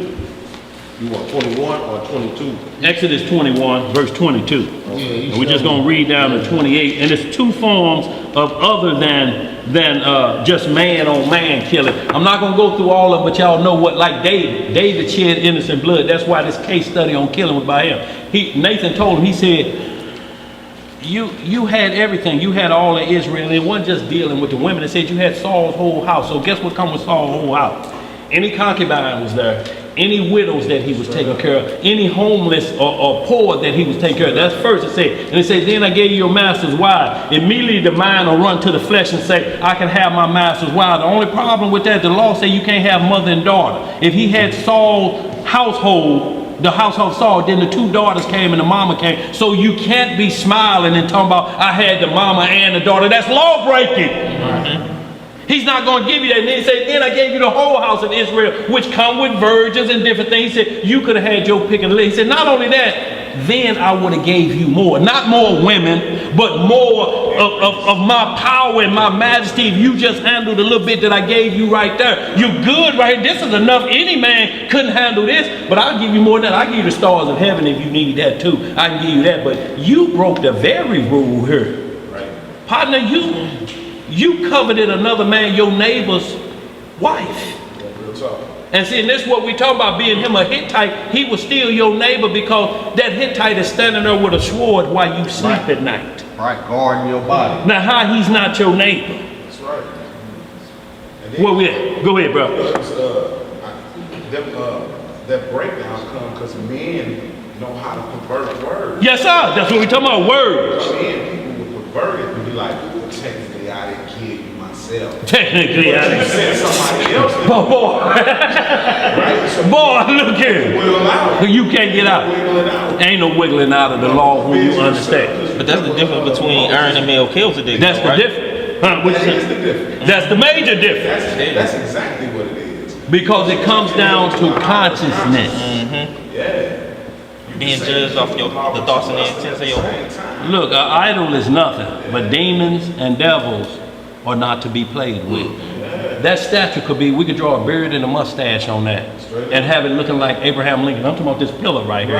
And if you bow down to it, that's nothing. It can't breathe. You got to take it food. Why are you bending down to it? It's nothing. It can do no evil, but neither in it to do good. But demons, That's right. you have to open up a portal and bring them forth, and here they come. And when they come, they are not playing fair. Been watching that Luke Cage, that whole series. I'm in the second one where he battling against Bushman or whatever his name is. He's using pure raw herbs from the earth and making himself strengthened and where he can do. He's in a circle with candles all around, so he's showing you the form of herbs. It has nothing to do with hyssop making me clean. Like David was doing. There's no ritual of getting in a circle, but Satan, you say he's in a circle, y'all. So Satan shows you everything. So when you play with it, he'll tell you on Judgment Day, hell, I showed it to you in Luke Cage. You just watching it for the wrong thing. Right. You want to be Luke instead of watching what the devil doing here. Right. Hey, do y'all remember the boy and boys in the hood that killed Ricky? Yeah. The blood. Yeah, that old light skin. You hate him now. Don't care what movie he played. I was just reading his story the other night. Now, he was killed in Pelican Bay. Now, check this out. The boy was born basically with a silver spoon.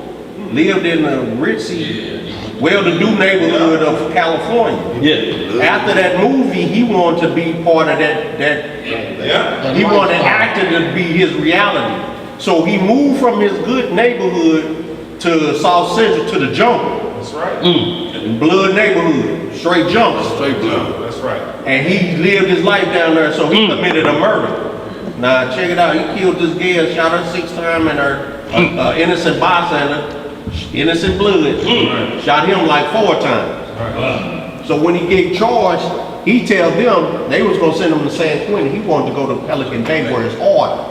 So he want to earn all his stripes. However, when he gets to Pelican Bay, he ends up getting into changing his life, finding Christ, right? His cellie, though, is a satanic worshiper. He's heavy into satanic worship. So he comes back from a church gathering, Bible session, want to preach the gospel to this satanic cat. Satanic cat got a pentagram on the floor in the cell where he's doing his seance. Dude up here reading the scriptures trying to tell him about Christ. Dude snatched him down, beat him to death, tied his body. Body was in the cell for 2 days. Did a ritual over his body. That's how they found the guards. Wow. He was doing a ritual, saying a ritual over the boy's body. But what I'm saying is because this dude had committed murder. He wanted to live that life. Committed murder and shed innocent blood. Found Christ, but it was no good. You shed innocent blood. You gotta die for that. And then he was taken out by one who detests the Most High. Yes, sir. The haters of the Most High. And not only that, so what he probably received in jail was a penitentiary doctrine of the scriptures, because he didn't get it from, this standpoint. He got it from an Edomite who was the chaplain who he befriended. Well, what it did was, the bottom line is, he wore a crown of pride like we started off. See, he was hating that people were saying, nigga, you a TV actor, you ain't no real killer. See, that would get next to him after a while. Some men are challenged like that. And it said, don't be valiant at the wine either. You know, because there's a known drinker that can drink up something and it don't even faze him. He into a 6-pack and he ain't even built yet. And you gonna try to show out and down a 5th or something, and here you is face first now. hickeys on your head, mouth bust open, teeth knocked out, piss on yourself in the front because you want to be valiant at the wine. See, you're not to tempt the Lord under no circumstance. He should have never put himself in harm's way like that. Especially with a man-made doctrine like that. But let's get this, y'all. We need to get caught up because we got to get on out of here. Let's pick this up. Exodus 21, y'all. We're going to finish this case study. Jump right into Ezekiel 16. It's going to cover the next study, what we need, and we're going to go ahead and close out.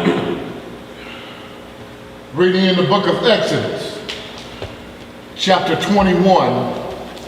We'll start our reading at verse 12. See, verse 10 on down talks about that a polygamist, a woman, if you don't keep up with these three things before you go get another one, she's free to leave. See, the verses before that, y'all want to check that out. It ain't like we telling men secret. It's for man, woman, free and bond, Jew and Gentile. How you gonna hide law that corrects them, and you hide it from them so they can't see it, and then the next thing you call them wicked? Well, you made them wicked. You wouldn't let them see the light. Yeah. Let's get some more. What it say? 28 and 12. 21 and 12? Yeah, 21 and 12, I'm sorry. It reads, He that smiteth a man so that he die shall be surely put to death. And if a man lie not in wait, but Yah deliver him into his hand, then I will appoint thee a place where they shall flee. See, so it's giving you the out of a man, you shouldn't die, but if y'all get in there because it may have been self-defense, but that don't mean his family ain't coming.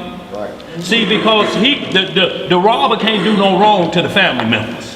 You understand what I'm saying? He could have gave him a break. Shit, who gonna put that kind of radio in their car and live on Coke Brilliant? That's the excuse they'll be making for him stealing the radio. Right. Now you got a hole in your dash big as a football, and they're trying to explain why you shouldn't have that radio in there and know he's a thief in the neighborhood. Don't make sense. So, but yet they're judging it so cloudy because he'll never steal another radio. They're after you now. That's right.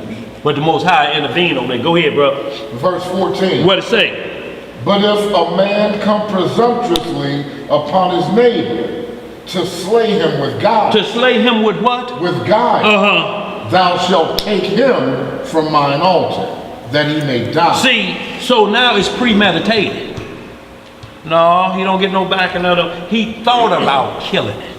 He planned it in his mind. We got his hard drive and we got his cell phone. How to get away with murder? What stops the stank? Here you in the line at Walmart with lime, duct tape, and a shovel. And rope. And rope.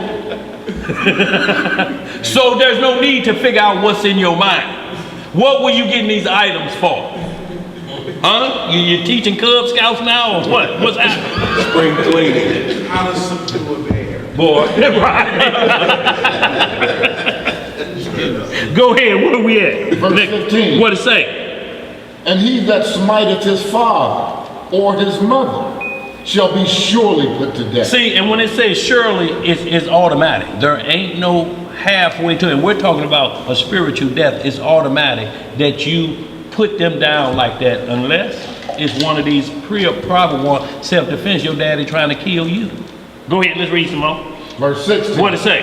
And he that stealeth a man and selleth him, or if he be found in his hand, he shall surely be put to death. And he that curseth his father or his mother shall surely be put to death. Because curses come with death, don't they? Go ahead. And if men strive together, and one smite another with a stone, or with his fist, and he die not, but keepeth his bed. Meaning that he's on life support. I mean, he can't walk no more. You hit him across the head with a brick, and now he don't know what 2 + 2 is. You know, he in a pamper. He's stuck in the bed. You know what I'm saying? You done knocked everything loose. You went past hitting, busted his head to the white meat. You done busted down the brain matter. Go ahead, what we at? Verse 19. If he rise again and walk abroad upon his staff, then shall that smote, then he that smote him be quit only he shall pay for the loss of his time. See, so y'all see how it's saying the same thing? Say, look, if he able to get up and just use a crutch from here on out, you are relieved. This man ain't in the grave. He up, he walking, but he walking with a limp.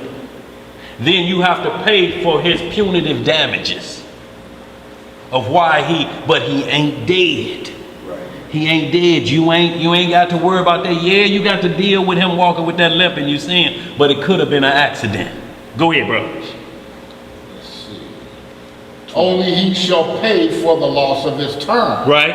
And shall cause him to be thoroughly healed. And if a man smite his servant or his maid with a rod, and he die under his hand, he shall be surely punished. See, so this wouldn't even allow you like that. What is that? Wisdom of Solomon. We're talking about how to treat a servant. Was that 3 and 23 of Wisdom of Solomon? You talking about the Second Ezra 3. No, you look at the Wisdom of Solomon. Yeah, what we talk where it say, it says the same thing. So if you beat a slave, he gonna run from you. What good is he to you? Sirach. If he run from you, what good is he to you?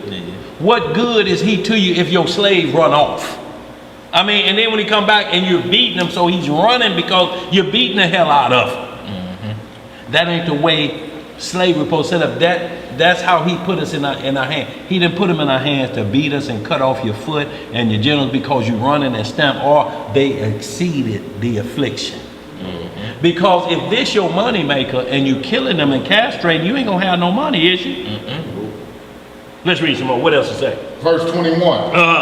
Notwithstanding, if he continue a day or two, he shall not be punished. For he is his money. What is he? His money. See, he got to take care of him. Go ahead. If men strive and hurt a woman with child. So 2 men scrapping and his wife pregnant. They throwing blows, boy, ain't seen since Jack Johnson in his prime. And she pregnant. Go ahead, what else to say? So that her fruit depart from her. Miscarriage. One of them blows, he weaved and she standing right there, he hit her in the stomach. Go ahead. And yet no mischief follow. He shall be surely punished. See, if no mischief follow, if it ain't a setup plan. Because see, when you watch these shows, I did it for my man and all that, men had their partners kill their gal because he said the baby gonna ruin my life. The problem is the Negro that's gonna do the killing, and you think you ain't going to jail. Think about his responsibility level. He done dumped that on you. Man, I just can't. Man, it's gonna mess up everything. My college career, dog. And they said I already projected to go #1 man in the draft, and I was gonna bring you along as my business partner. All that's out the window. Oh no, she got to die. She got to die. That's Ray Caruth. That's Ray Caruth. And then you found in the trunk pissing in a bottle. Hey, Snuck, get your way. Get out of here. Snickers and piss bottles. You're making $35,000 a game. You got one child support payment making $3,500 a month. And then you got a new baby would have maybe been half of that. So you're looking at $4,500 a month that you're putting out in child support. But you chose murder. So if you get $35,000 a game and it's $4,500 a month, 1 week pay, you still got $25,000 left over of your game salary. That's right. And then you got next week game that's gonna double that even more, and she don't get another check till the next month. Right. But yet the devil whispered, I wouldn't give her a quarter. She knows you don't need no more chillings.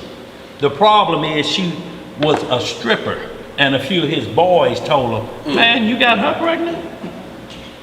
Man, you need a DNA test partner. So now he's thinking and go hire killers, stop in front of her and do it, but she didn't die. She was able to tell her. It was him. And now the baby that lived and looked just like and the baby tore up. Yeah, the baby, he a teenager now. Yeah. And he looked just like him. But he got all kind of problems because of those. He suffered under that bullet wound. Bullets. Go ahead, bro. Where we at? Verse 22. What it say? Continuation. He shall be surely punished according as the woman's husband will lay upon him. and he shall pay as the judges determine. See, so basically the husband is still in control here. The baby gone. He like, look, partner, boy, do you know how long I've been waiting on a child? Man, we didn't even have no business arguing about this, but it was a mistake. You know, I want to get that Deuteronomy 2. I need that one before we get out of here. If two men strive and a woman put her hand down there. Y'all know what I'm talking about. But finish this up. Go ahead, bro. Verse 23. And if any mischief follow, then thou shalt give life for life. Now, if it comes out that that was a setup, then it's life for life.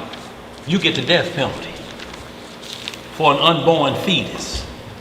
You see what it's saying? You see where Most High started life at? He said if it's miscarriage, I don't care if it's 1 month to 8.5 months. If it's mischief that's being had and we figure this out, life for life. Let's get some more. Because you didn't kill the innocent.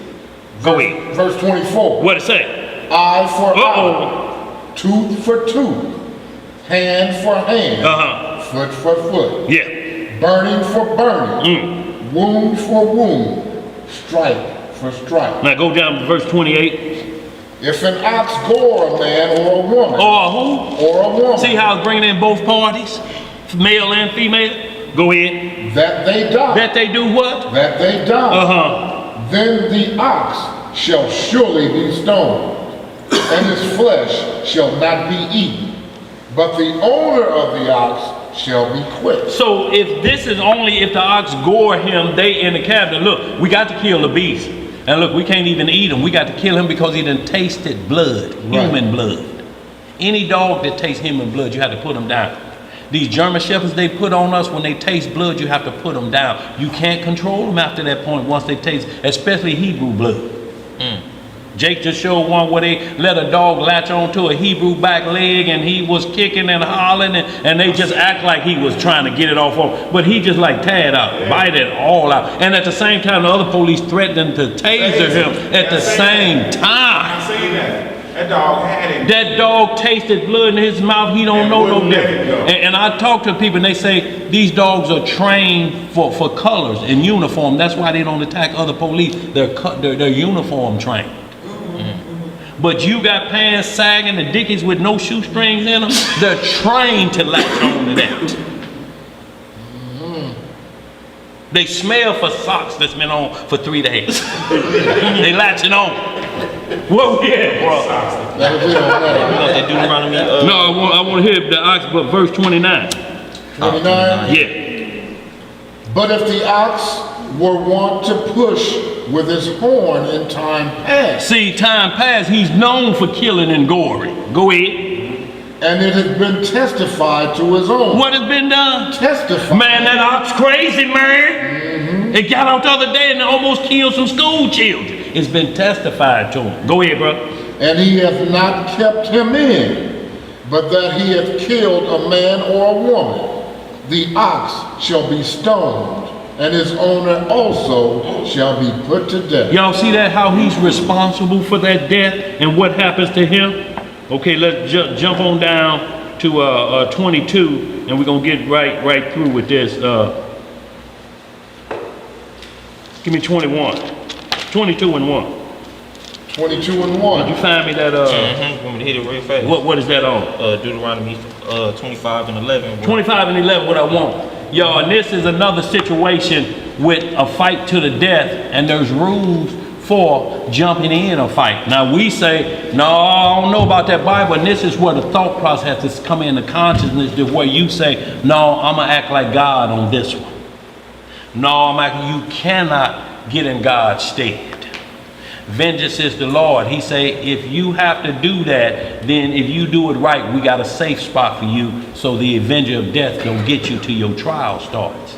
But you cannot become God and say, well, vengeance is the Lord. Well, right today, I'll let him get it when he come back, but right now, I'm the venger. Once you have that mindset, then expect death to come to you the same way, because if you live by the sword, what's gonna happen? Let's get some more. What else to say? Deuteronomy chapter 25, verse 11.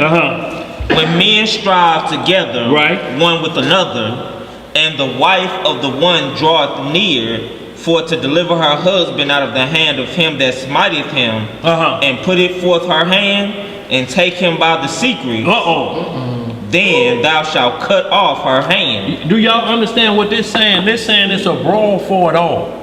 I'm talking about her husband and this man. I'm talking about it's a Texas death match. It's like Luthez and Harley Race in their prime. Woo! That's a chase up on the top floor. That's straight banging, man. And her man is getting whooped down. The best of them being had right when he finna apply the killing blow, she reached and grabbed his secret parts, which he's talking tough, and I'll give you another one. Because she done grabbed them secrets. And she said, let him go. And he walking like this now, like, what's your name had the boy with the pliers. He walking like this now. And she like, let him go. They say cut her hand off. Because your consciousness is going to wear on that woman. Because she may be grabbing it and thinking, oh, I see why he has the advantage. Wait a minute here. I see where the strength is coming from. They're like, look, so it ain't none of that. Feels kind of heavy. Cut it off and let her just stack donuts after that. So that's all they're going to be.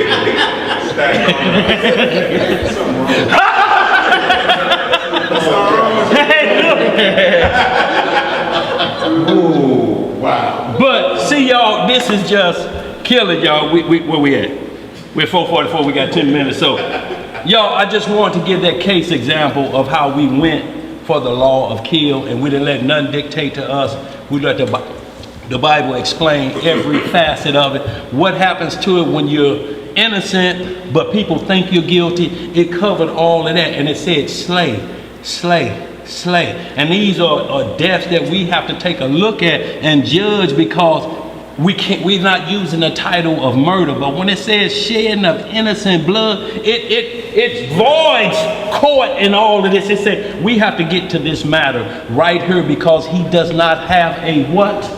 A conscience. Ain't that what they say when somebody just... Yeah.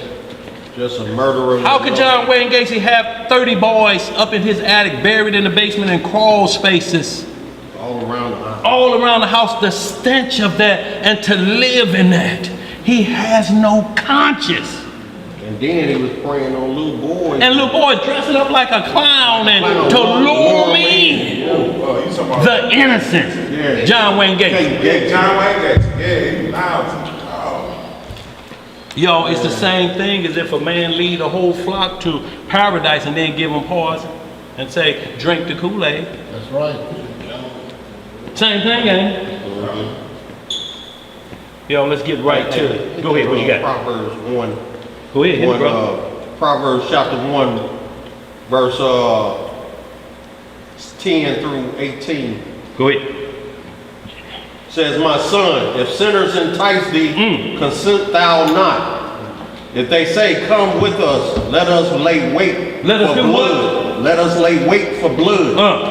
Let us lurk privately for the innocent without cause. Hiding in the alley, waiting on that old lady to come out to check cash and place with her social security check. Let us lay in wait.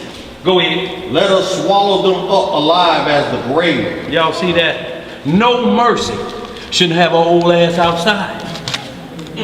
Go ahead, what else it say? And hold. Hey, look, we know what these youngsters saying. You want one of them young Right, look. Hey, look, she's of porch age. She shouldn't be off the porch. What is she doing at the check cash plate but asking for trouble? This is the mindset of the craze of the crown of pride. Yeah, because they'll say that the victim was the problem. What's the problem? It's like they do a drive-by with the gun, turn this way, you can't get no aim, recoil, kick that way. How you point at this porch and the recoil kicking everybody dead on this porch? Right.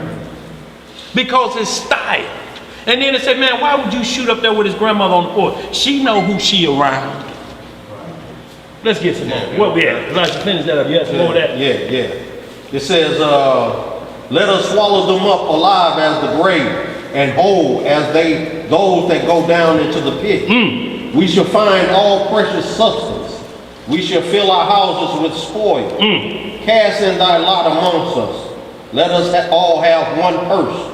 My son, walk not thou in the way with them. See, because the Lord already know you ain't gonna have no one purse when there's honor among thieves.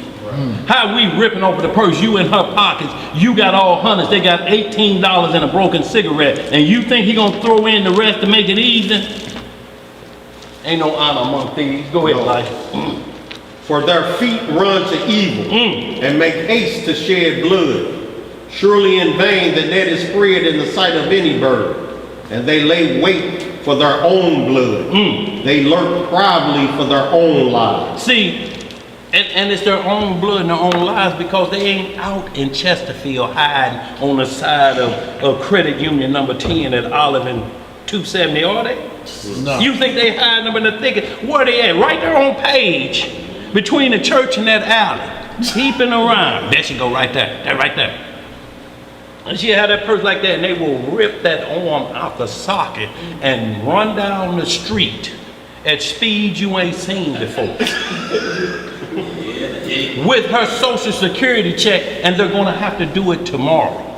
Because what's in her purse is only half of their daily habit. So they want you off the streets. But they tell you if you go into the bank with a note and no pistol, the most we're gonna give you is 5 years. But if you keep robbing mom and pop stores for $50, $100, you are a menace to society, and we can't have you around because you're killing for small change when you can go get the gusto. We still gonna catch you, but at least you won't have them charges on your back. Cause this money insured. Her money ain't. We're gonna insure you as her money when we catch up with you. And when we put you in that room in the first 48, and that first sergeant come in there, breath smelling like brown swag, and asking, where and why did you kill this woman? And I never seen it. I mean, crying to the point, I'm talking about a hardened criminal, talking noise and do dirty tattoo right here. And then when they get in there, ask, can I call my mom? Wait a minute, do dirty. You asking for your mom. You want to be back on the titty. That's what he want at this point. He want his mother to come in there and put this like, excuse me, detective. Come on, I told you about all that stealing and killing. It's going to catch up with you.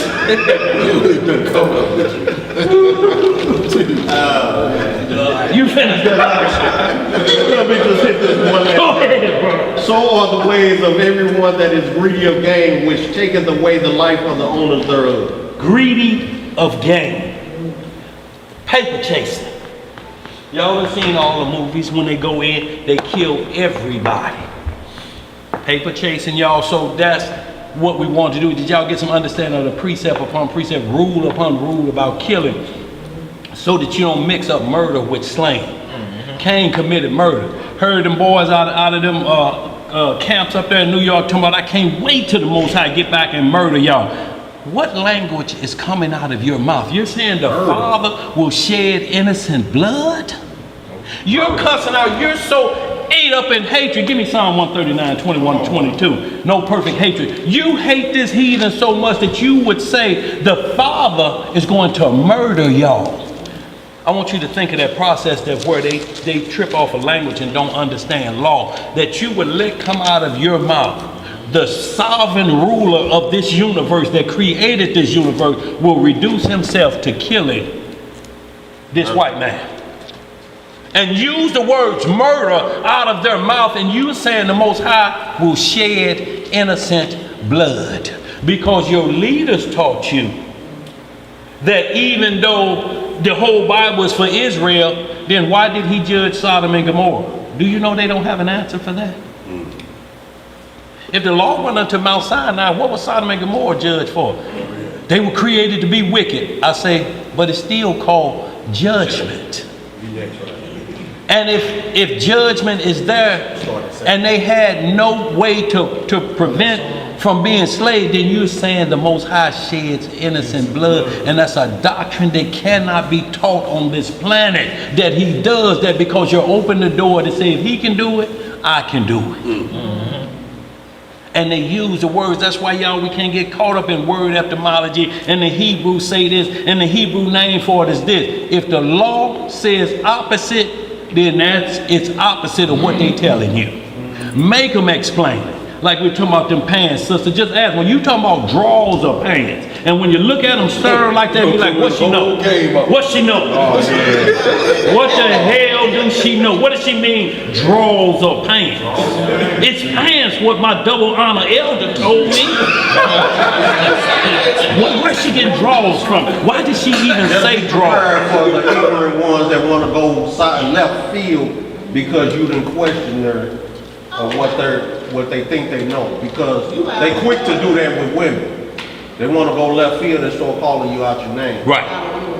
Just depart. But the law is for you. It said male or female, didn't it? Yes. That don't mean there's a certain line you can't cross, like with our parents. You can't disrespect your parents, but there are certain laws that you know, you like, mother, this my brother and my sister. You know, this my mother and my father. Like Messiah told Joseph and Mary standing there, don't y'all know about my father's business? That's right. Notice why those camps never use that scripture. They'll use another scripture where somebody else standing on the street corner say, ain't his mother Mary and his father Joseph? See right there, they said his father was Joseph. Let's talk to the man himself that lived in the house with Joseph and see what he says about Joseph. And he say, it's my daddy this. Me and my daddy are one. What are you talking about? They got a business? Joseph and Messiah carpentry? Where is that at? Joseph and Sons. That ain't in there. Give me that Psalm 139, 21, 22. Y'all, we're going to get ready to close out. 17. What you got, bro? I don't understand that either, why they be doing that, because he had that whole discourse with Peter. You know what I'm saying? It was a common thing for them to be asking about whose father was this. Right. In John 8, they always bringing up, we be not a fornication. That was always a thing that they had amongst our people over whose father Joseph was, because they knew it was common knowledge. Right? Yeah. So, but when he asked Peter the question, he was like, whose son do you, who you think I am? Who, right. And he told them flesh and blood didn't reveal that to him, but the Father which was in heaven. See, they missing that. They can never go to it and understand. You know why they can't do it? Because you putting something that was made from the power of an endless life into this body that was shaken in iniquity. That kills the divinity of the blood. Boy, that's what they do. So it's crazy for you to even have that conversation of Joseph is the father of the Messiah. When it's obvious he's from everlasting to everlasting. What does that mean? What the thing is, bro, if you notice, everyone is on that, someone out that group is going to exalt themselves as a Messiah type. Always. You know why? Every trip. So that's the whole game plan, is to get the Messiah out the picture so they can be the Messiah. That's what it is, because all it is Hebrew Christianity. They still have their Hebrew Christianity set of church rules. They don't obey the law. They're just sitting in Moses' seat. Every last one of them that hold true to that doctrine don't believe in the Messiah. They don't believe in the book at all. They don't believe in nothing. Right. They pick and choose what they want to believe in, but they don't believe in this book in its entirety. It's gotta be that. You know why though? Because the being is, if we make him his daddy, we're Sadducees. This is what I want y'all to understand. They can give it all the names you want. It gave us instruction. If you see this behavior from them, this is their title group. If they have on clothes dressed up and they look like they the baddest thing, they look like a superhero with a Bible. He said, but underneath they're full of dead men bones, Pharisees. If they put themselves in supernatural positions like angels or supernatural beings, they're Sadducees. Listen, what's crazy is that it's very clear in Galatians. It's very clear in Galatians, right? The law maketh many priests. Yeah. You know, what was Paul's dilemma? Right. Why was he ostracized when he was he going into Ephesus, a Galatian teacher, lawbreaker? He wasn't. No. He wasn't at all. He was just changed. He was saying there's a change of the consciousness Right. of the law. Of the law. And that's what they didn't understand, and they didn't want to understand that because they didn't want to accept Christ. Right. That's what it's all about. That's what it's about. It's the stone that the builders refused. We Yeah. just read that. Yeah. Because they refused to allow him to be that sacrifice for the remission of sins, bro. It just is what it is. Kicking against the pricks. It's unbelief. kicking against the They priest. say it's one of Aaron, they don't believe the Messiah at all. They say they do. It's the bottom All line. these different names. When you clear the smoke, When you clear they the don't smoke- believe him at all. when you It clear the just is what smoke, they that's the bottom line, point blank, period. But- There's absolutely no faith. But look, y'all, it is not even the order of Aaron because they don't believe what Deuteronomy said. What Moses just said, we read Deuteronomy, another one's coming. They don't even believe that. So they don't even believe Aaron. They're just sitting in their seats dressed up like them. That's it. Matthew 23. What you got to say? Oh, no, and I was saying, aren't they also like that because they still want to hold their positions of high priests and all that? Yes, because Right. it'll take away those titles.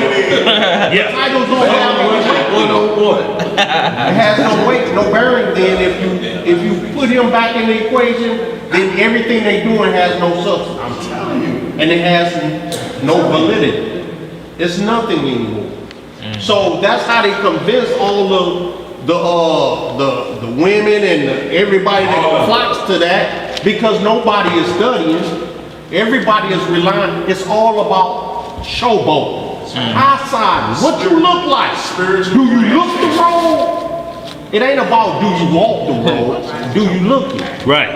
Are you convincing enough that when I show my people, they can say, oh, there's an Israelite 1,000 miles away. Right. And I don't have to open my mouth. I look the part, so I am that. It's just like with the whole gang mentality now. Cats go to Walmart, get a rag, and now they're crip or blood. But never went through a courtship process. No. None of that. No. False flag. They just false flagging like I don't know what. So they go buy a rag, and then within 2 weeks, depending on the climate change, they may be on another set in another 2 weeks. Look, That's what it is. Negroes that change on you so quick, hell, they have a dish rag in their back pocket. I come to clean it up. Boy, ain't no telling these crazy Negroes when they get under the commandments. Come on, boy. Look, rag will be full of dawn and grease on it. Give me Psalm 139. Psalm 139, Ariel, record start at 17. Yeah, I got it. That's where we at. Psalm 139. And what we're talking about, y'all, that cause killing, and y'all, we're going to end it with this one. We're not going to get into the second example, which was adultery of Saul, both spiritual, and I'll get that as homework, and we can get on that, and then you'll see the case study of that as well, of how the law, because adultery, it says in the Bible, adultery, it's just going to the felony sin of spiritual fornication against the Most High. That's why he starts off with the chief sin that's a felony. But murder falls under fornication. It's called illegal sexual activity. It's the chief name, fornication. Underneath fornication is bestiality, homosexuality, adultery, players, gigolos, whores, all that fall up under fornication. So you have to get the right one, or it's going to be problems in the way you are precepting law. That's right. Where we at, bro? Is that it? Was we Psalm 139, verse 17. What it say? How precious also are thy thoughts unto me, O Yahweh. See, he said the thoughts of precious. Go ahead. How great is the sum of them? If I should count them, they are more in number than the sand. When I awake, I am still with thee. Surely thou wilt slay the wicked. What will he do? Surely thou wilt slay the wicked. See, he uses the word slay. And when you look up slay, it's going to tell you a justifiable killing. One way or another. It's never the term. You'll never see in here, surely thou shalt murder the wicked. You will never see that, because he say, I give the murder time to a murder or a wicked person time to live before I put my judgment on. So I'm telling you beforehand, stop it. Whoa now. If you don't stop, guess what's coming? The slayer is coming, not the murderer, because this blood ain't innocent. I'm telling you, you should be dead yesterday. Stop it. Whoa. And here you go doing it again Friday. See, under Aaron, they would manipulate the law. They would get a hold of lightweight misdemeanor sins. You hear some birds flapping in the trunk of a car, you be like, man, what the hell is that? You pop the trunk, he got a case of turtle doves in there. Dog about to get me some misdemeanor sitting on tonight. Dog already got the sacrifice back here. Look, I got one for you if you want to go. You want to go. Look, now here we come out of the strip club, ain't got no money. Pants saturated in the front, and we sacrificing turtle doves on the way home before the sun come up. That's what you want. That's what would happen if you stayed in the and unclean. That's what you want or do. So men will manipulate like that. So y'all, just like we were talking about the bull that gored a man, and how it laid that law down about slaying and different things. It said, but the beast, we got to kill it. We can't allow it to do anything. If a bull get trained to kill, you're going to have it like a pit bull. Like one boy we know, he had a pit bull. He still, how much time that boy getting? 25 years, he was robbing people with a pit bull. He ain't out yet. He ain't out yet. Supposed to be out this year. Robbing people with a pit bull. I'm talking about a dog growling and walk up to you and just say, empty and run them pockets. Sick the dog. And let it leap up and grab like a police dog getting you. And the word got around to the police. He making his way through the neighborhood, robbing his own people. That's what it say, you'll do your own. I'm talking, can y'all imagine that? You come out of there and hear a dog jump out of nowhere biting and he let it get a hold of you. Give me that wallet and I'll get him off of you. That's why you supposed to be Let me get it. What'd you say, sis? What's that, sis? carrying something. Let me get that for you right now. Right now, right. Cause y'all know when they lock on, they ain't let loose. Right, my grandma she used to have us always. She used to have this stick sitting by the door. She used to call her dog beating stick. Yes. Anytime she would go out the house, she'd take that stick with her. Got to have it. And y'all, it's a different thing. You have to understand about a wild beast like that. You have to study because they're out here on the street and people are not keeping the law or keeping their beast in. You got a stick, that beating stick, you can beat a pit bull over here with a stick like this all you want. It's not going to do anything. If you don't jab them with that stick in their ribs or behind their ear, you ain't gonna do nothing to stop that beast. You have to jab them in ribs and may have to jab them in their rear behind parts. But you have to jab them.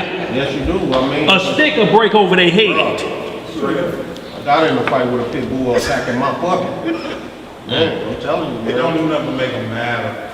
Let's finish this up, y'all, so we can get out of here. Verse 19. What it say? Surely thou wilt slay the wicked, O Yahweh. Depart from me, therefore, ye bloody men. For they speak against thee wickedly, and thine enemies take thy name in vain. Do not I hate them, O Yahweh, that hate thee? And am not I grieved with those that rise up against thee? I hate them with perfect hatred. What kind of hatred? Perfect hatred. How can there be such a thing called perfect hatred? Is there a such thing on the planet? Yes, it is perfect hatred. Leah was hated. But it wasn't a hate that we think about because she had 6 babies by Jacob. So the hate was love less. That form of hate. He loved Leah less than he did Rachel. Because if he hated her like that, he'd have never had children by the hate we thinking about. Unless hate turns off after midnight. Girl, I done put my hate on this shit.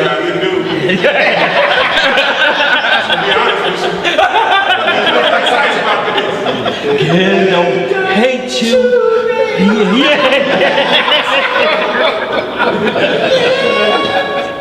Go ahead. Don't get that boy this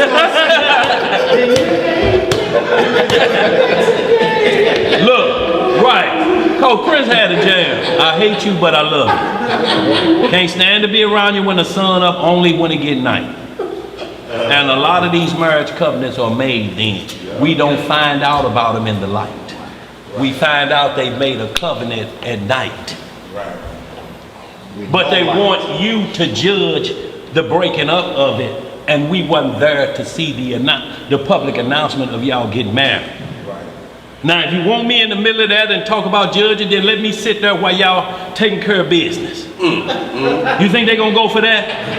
No, partner, you gotta do better than that. Boy, you're gonna be through in 2 minutes. I'm judging you. Now who gonna sit there?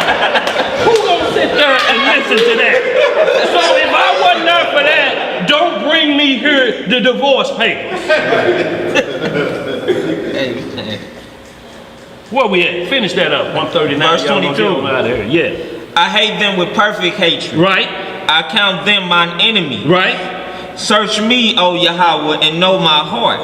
Try me and know my thoughts. See, so he's saying this is how I have perfect. Try me and see if my heart is about perfect. I hate them that hate you, Lord. That's the only people I hate. I hate them that hate you. And that's why he keeps saying, how you hate your brother you see every day and you ain't never seen me? How you hate your brother like that? But notice it's saying your brother. Because you can be in the same assembly and somebody smiling at you, shaking hands. What's up, dude? Shalom! Shalom! I can't stand your short ass. That's why God struck you down. That's why you below, shit, you just a centimeter taller than Gary Coleman. Shalom! Shalom, you short Gary Coleman.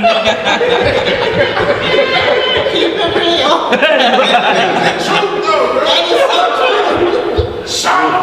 Boy, and boy, calling you every name under the book. Aren't we Israel? Hey, and look, see, that's why it's called the living book. Look, the only reason we laughing because it's true. Right.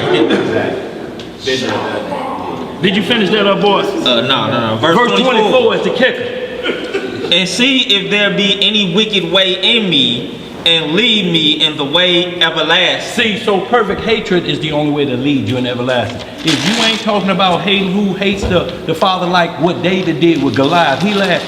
How are y'all sitting here ranking everybody and talking about what I be doing, and this uncircumcised Philistine hates our God? Right. And y'all sitting here like, they're going back there with the sheep. What you doing out here anyway? This is a man's war. A man war and y'all peeping? Goliath calling everybody out. Talking about our father like a dog. David went out there and handled business. Yes. Didn't have no armbands on. Didn't have no breastplates on. Told Saul, I ain't even proved that no shoulder pads, nothing. He said, I got what I keep bears and lions away with. The slingshot. Learned it from them Benjamites.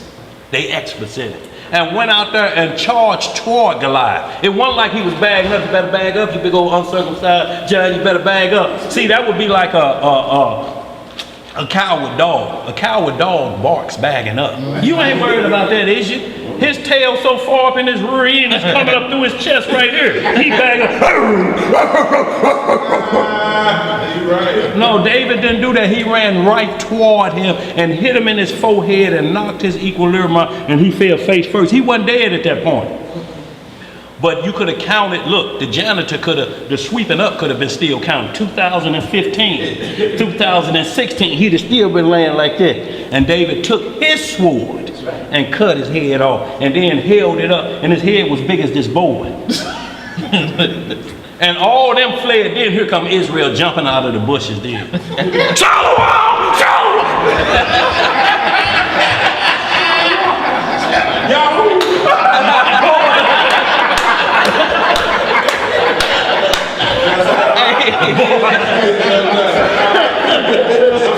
Yo!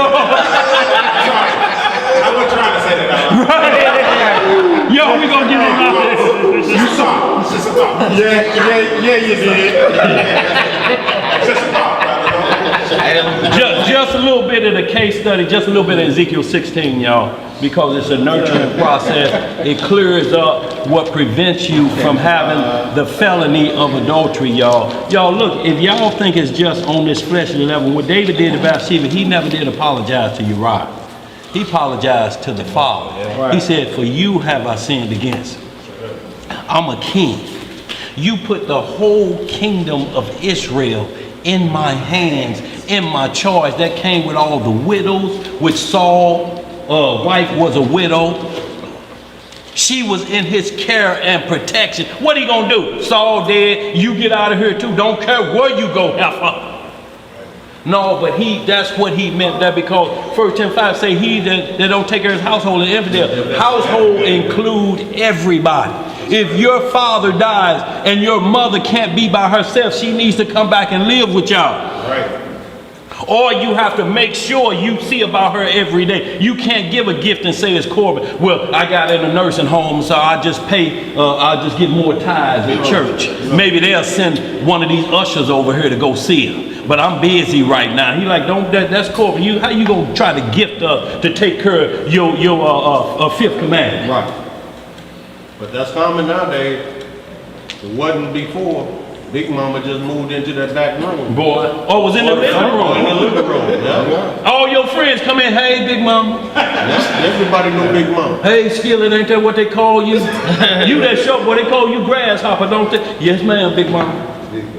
Boy, I heard you caught the crabs. Yeah. Boy, they sure want to tell you right up front. Boy, you looking around. All your business, boy. And your boy be trying to see, Big Mama just a little Boy, stick. why you doing it? Why you do that? Boy. Don't wait around, don't be around Big Mama scratching like that, baby. What's wrong with you? Don't take your butt in the kitchen. Right. What's ailing you? Right. So y'all, that's what we're talking about, perfect hatred. There's laws and rules that you cannot hate because it'll make you use the wrong word when you're attacking somebody. If it's not perfect hatred, you cannot use hate, period. You cannot use hate for us, period. You cannot. It says you have to remove yourself from hate.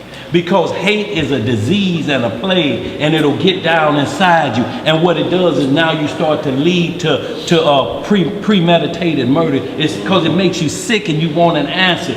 But you know killing ain't gonna satisfy you, because if they was in the grave, you still be angry and you can't whoop them in the grave. Next, you'll be going to a soothsayer. Is he being tortured? The soothsayer, no, Satan done promoted him. He's actually got he's a captain of 10,000 down in hell. Well, what can I do for you to torment him in hell? What I owe? Nothing. He's standing on your back porch. Right. But still, that'll make you go to the dark side like Saul. When the Most High quit communicating with him, he went to another communication source. In like manner, we don't care what you read in this Bible. Certain things you find are not communication devices. If you say a crystal is a communicator, then how do you tell somebody to stay away from a Ouija board?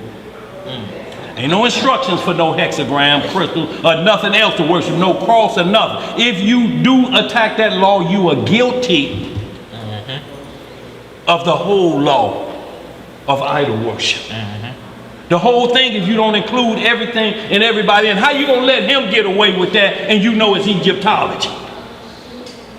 Respect the person. And then you cussing out a Christian. What that cross on that for? I guess if the Lord got shot with a 45, you have a 45 around your neck, huh?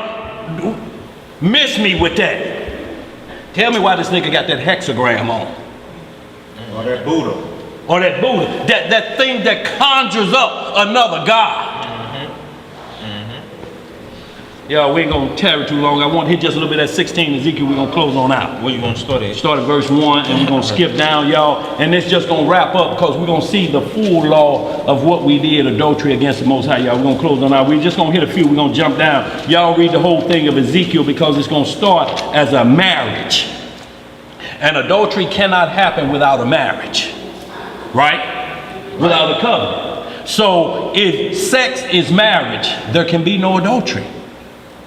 There can be no harlots. It's impossible. No whoremongers. It can be no whoremongers if sex only is marriage. It's impossible for you to label it anything else.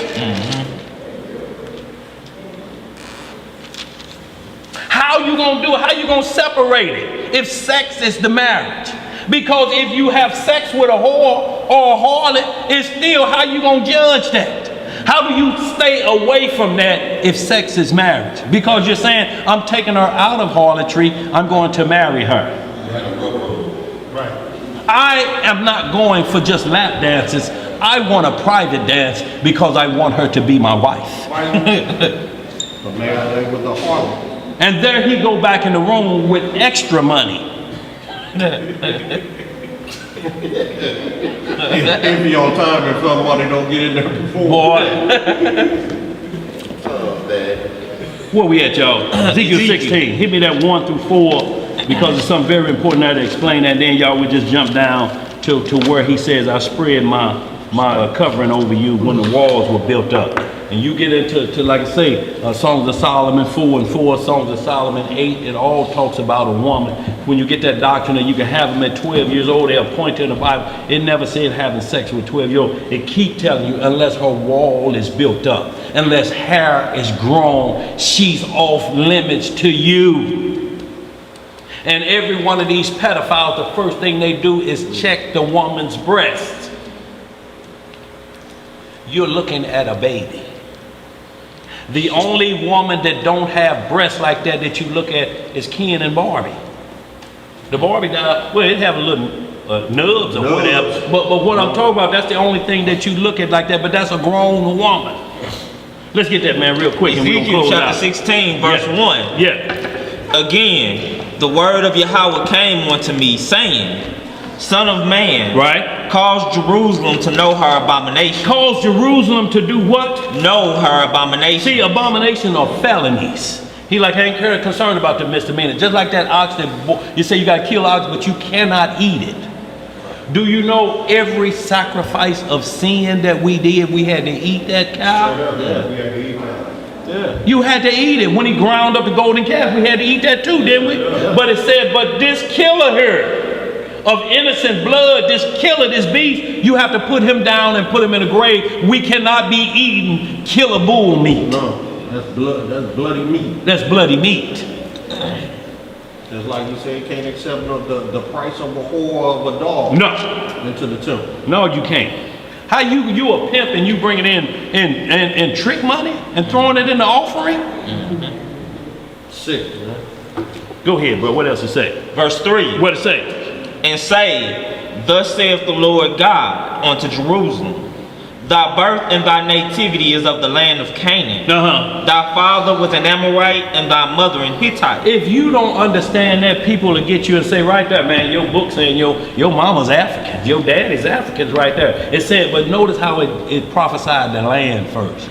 See, there's land prophecy and then there's people prophecy. This starts off with the land prophecy. God said unto Jerusalem, the land, thy birth and thy nativity, our bringing up, our coming forth as a nation started in the land of Canaan. You see, keep using Canaan.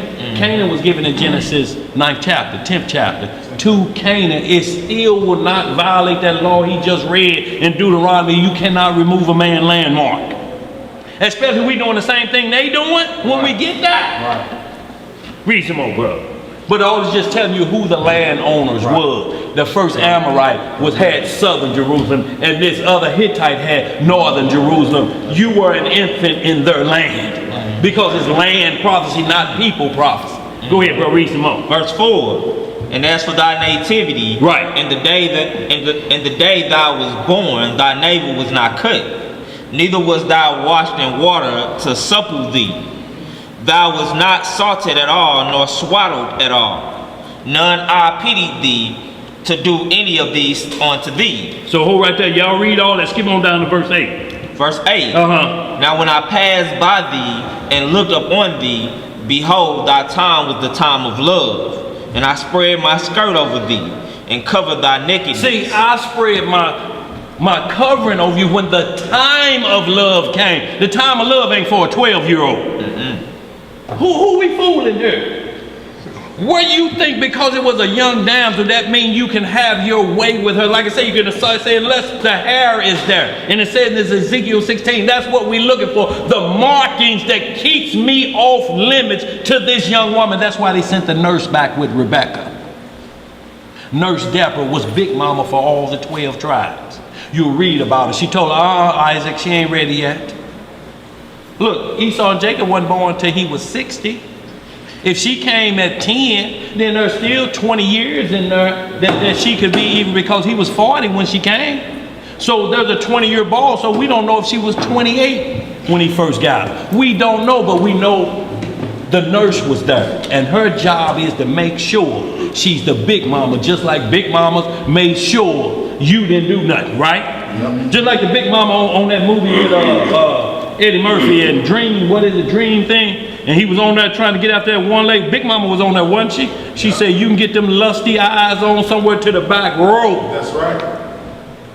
See, Big Mama was all that, ain't gonna be there. She come in and she smell anything smell like pork and rice. She's like, it's some illegal going on up in here. It's illegal going on up in here. She was the covering mother. Yeah. Go ahead, bro.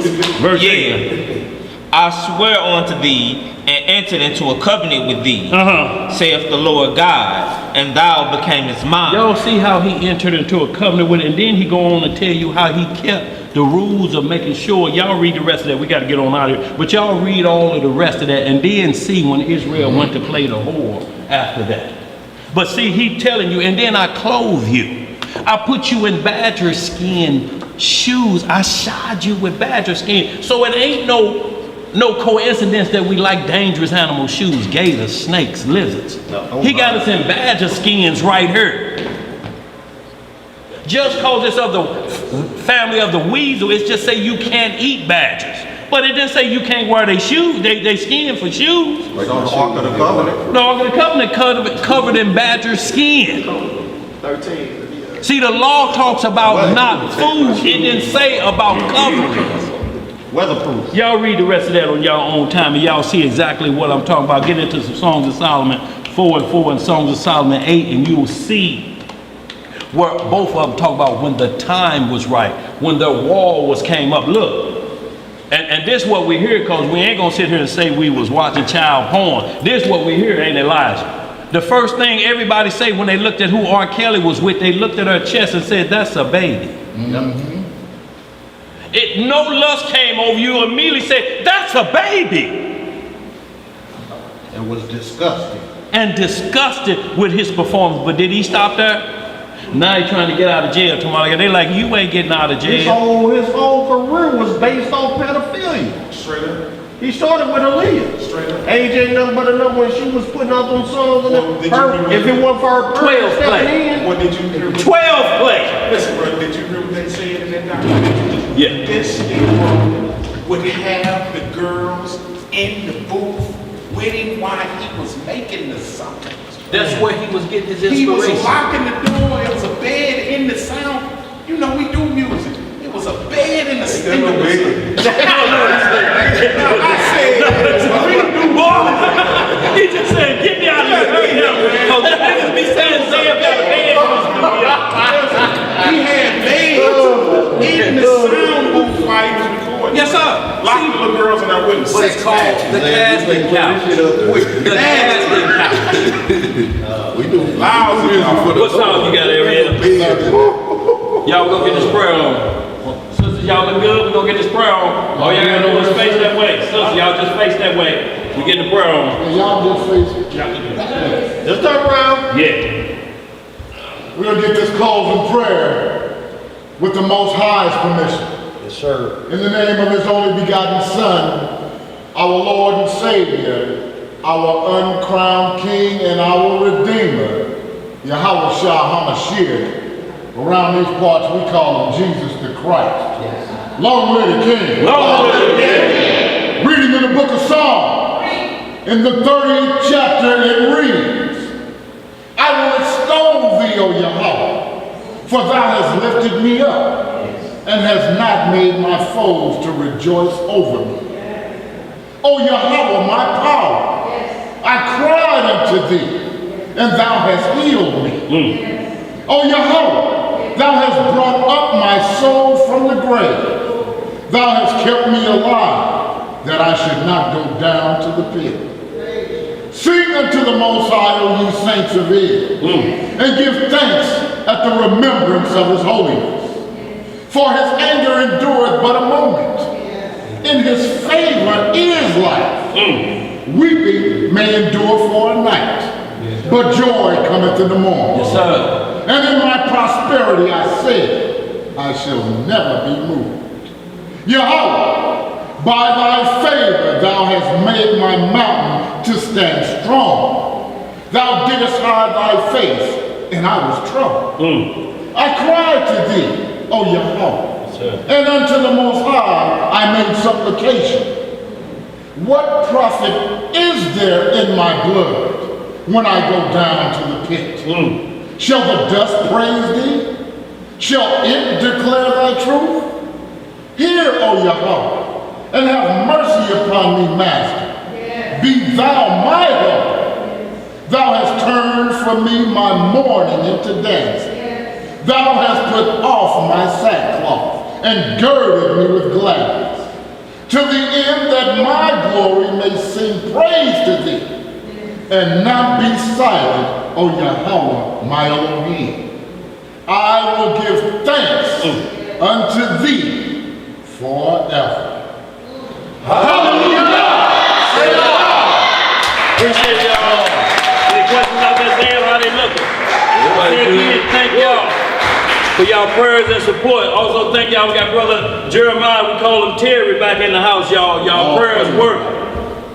All right.